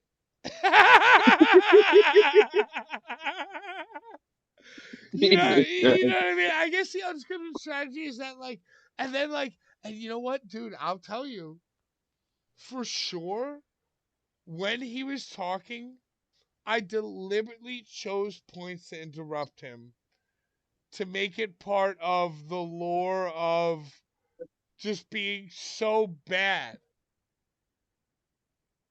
Oh, don't worry. You'll go back and watch it and see all the facial expressions he had every time Oh, you I'm not chimed in. going to. And that's where I draw more power. I never go back.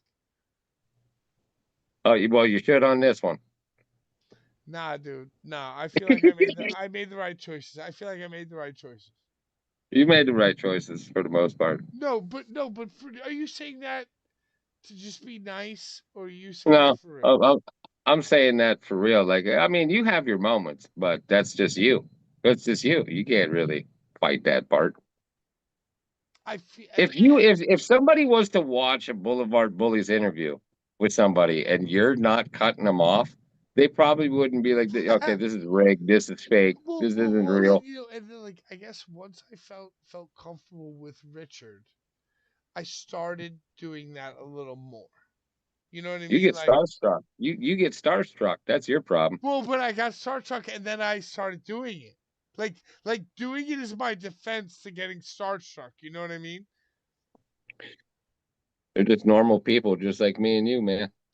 Okay, so what's the answer to making a better show? You don't have to make a better show.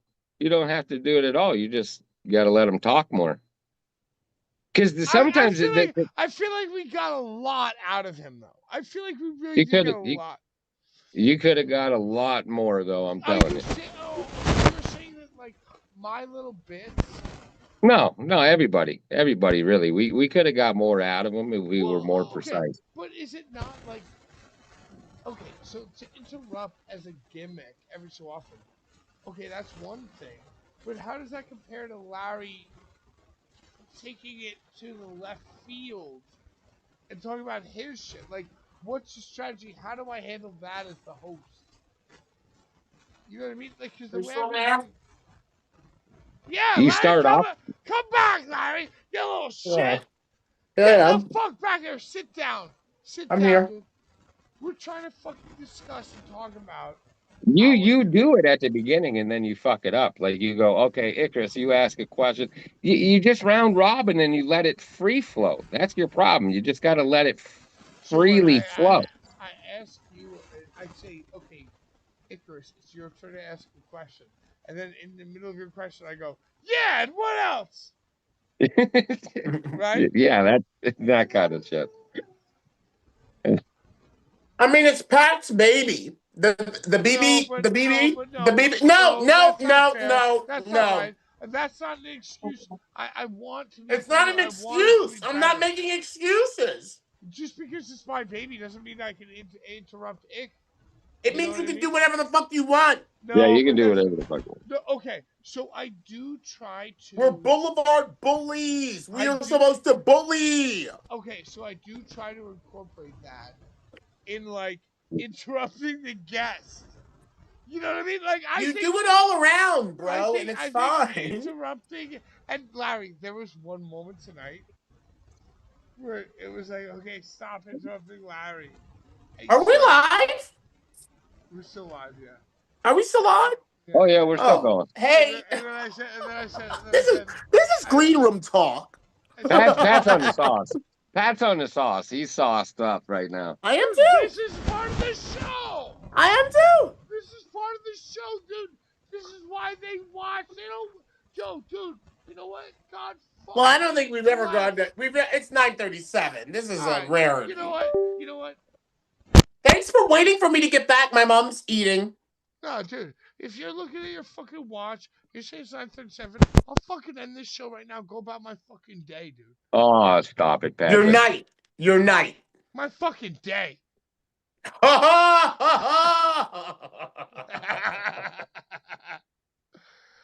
I'm just saying that, like, I think that there is a Great little guest. Great guest.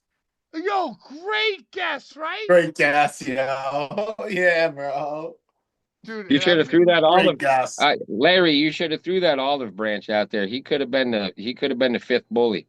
You could have threw that out there. Open invitation anytime. RSP nah, would have dude. showed up. I think I said. I'm surprised the fourth bully didn't show up. I'm surprised the fourth bully. So am I. I am very shocked. I thought that for sure that Shellac was gonna fucking. Nah, he let RSP have his shine. He Yo, let him talk. Yo, but you know what, dude? Like, it's really true. Like, Yo, we've had Rob Black. We've had Madman Pondo. Dude, we have had legends. We've had legends. We've had Necro on a Obama phone. dude, I really gotta say though, like, for sure, No problem. like That's the what it top, was. Like, if you were to ask me the top 3 wrestling minds that I fucking believe in no particular order, I would say Schlack, RSP, Necro. Like, those Yo, are the I should have 3 asked him, guys. dude. Patrick, all I'm saying is this: you better not wake up in the morning and put this shit in members only, or I'm gonna slap the shit out of you when I see it. Nah, dude, this is He good always work. does shit like that. Yo, Well, You because I better get not. embarrassed. we should have asked him about fighting Big Show. Remember Ricky Shane Page was on AEW at Arthur Ashe Stadium and he I fought do. Big Show in a Yeah. dark match? Well, it was him, CPA, and some other jabroni, right? I thought it was a Other- one-on. He was on. I think he was on AEW twice. He had a singles match once. Yo, you That's know what I'm talking about. This guy said the shit that I wanted to hear. Like, dude, some of the shit that he's saying about, I like, didn't know he didn't talk to Addie anymore. Do you know? I thought yo, they were that was fucking. a little crazy. I knew that. I didn't realize I that. think I knew that. I think I knew that. I didn't realize That actually hits my heart a little bit and saddens me a little bit. Yo, because to me, Richard put all those fucking marketing hot topic thoughts in this motherfucker's head, dude. But Like, that is the game. well, Pat, guess that's who the game. Guess who put those thoughts in? Guess who put those Ricky knows. Ricky knows, and he's Hey, resting like a deadly cobra. He's Larry. coiled like a deadly cobra. And Larry, Addy, he's weaving webs. He's weaving webs. Larry. You understand? No! Larry, No, Larry, he got robbed. He got actively, robbed from his fucking Patrick. potential. Patrick, actively in the chat right now, RSP just answered it. What do you say? Tell me. I'm BBK, not reading. CPA, and me, I have 7 matches. He had 7 matches total in AEW, he said in the chat. Wow. So what? That's got to be like, like there's some AEW Dark in there. Yo, because I remember seeing this Yeah, I motherfucker. just remember him there. fighting the Big Show one-on in Arthur Ashe, I think it was, No, in New did York. he do a 1-on-3? Wasn't he part of the fucking CPA fucking bullshit cuck shit? I don't know what you're talking about. Yo, Ricky, I'm telling you, like, straight from the heart, dog. I fucking love you, dude. You're a guy that I really fucking believe in mentally, and I'm sorry that I'm an asshole. You know what, Pat? In the show, come on, play us out. That's it. Play us out. Done, You're getting into that deprecating. We're gonna get a I'm sorry, guys, tomorrow morning, and we're gonna be like, sorry for what, dude? Like, what are you talking about, man? Like, yo, I'm gonna $6 paid to get this video. I'm gonna start a new group chat with me, Larry, Ick, Brian, Ricky, and Eric, our next guest 2 weeks from now. stop doing this. And I'm just gonna say, yo, I'm sorry, Larry. What's the deal with your cat, Larry? Did your outside cat get fucking mauled in the eyeball? Dude, he's an outdoor cat, and he hangs out with diseased Whores. other cats. Hangs out with whores and pimps. Dude, like he only comes up to the porch really to eat in the morning and in the evening, and then he's like fucking, dude. Like, so now he's all fucked up. I'm sorry. I'm spraying. The last XPW show I was at, the Heart Ballroom, I was up in the fucking the bowels of the building with you. You remember, Larry? You remember where the bridal suite? The bridal suite, my suite. Yo, you remember where we smoked, right? And then we smoked. And Yeah. We had our fucking magic salt, and then I walked up to Richard, Shane, Dick, and I go, yo, dude. You're fucking brilliant, man. You're a fucking dope ass motherfucking dude. How do you like? You sucked his dick. I go, yo, no, but it wasn't a suck. It wasn't a cerebral suck. It wasn't like a fucking like psyop, dude. It was a true thing, dude. Because this is a guy I fucking respect. You were high. You were feeling it. I you were was feeling on it. You cocaine. Yeah, I remember. Hell yeah. It's a hell of a drug. I remember. I go, yo, how do you balance what you think you're worth with what you're worth. Which, by the way, you're worth $1,000 when you're on Matt, cocaine. you know what? If you just did it like me and MLJ, I'll you fucking would kill you. How dare you mention MLJ? The show's over. The show's fucking over now. I slammed my beer. How dare you mention MLJ? Bye-bye. Out of time. Larry, fuck you. You're fired.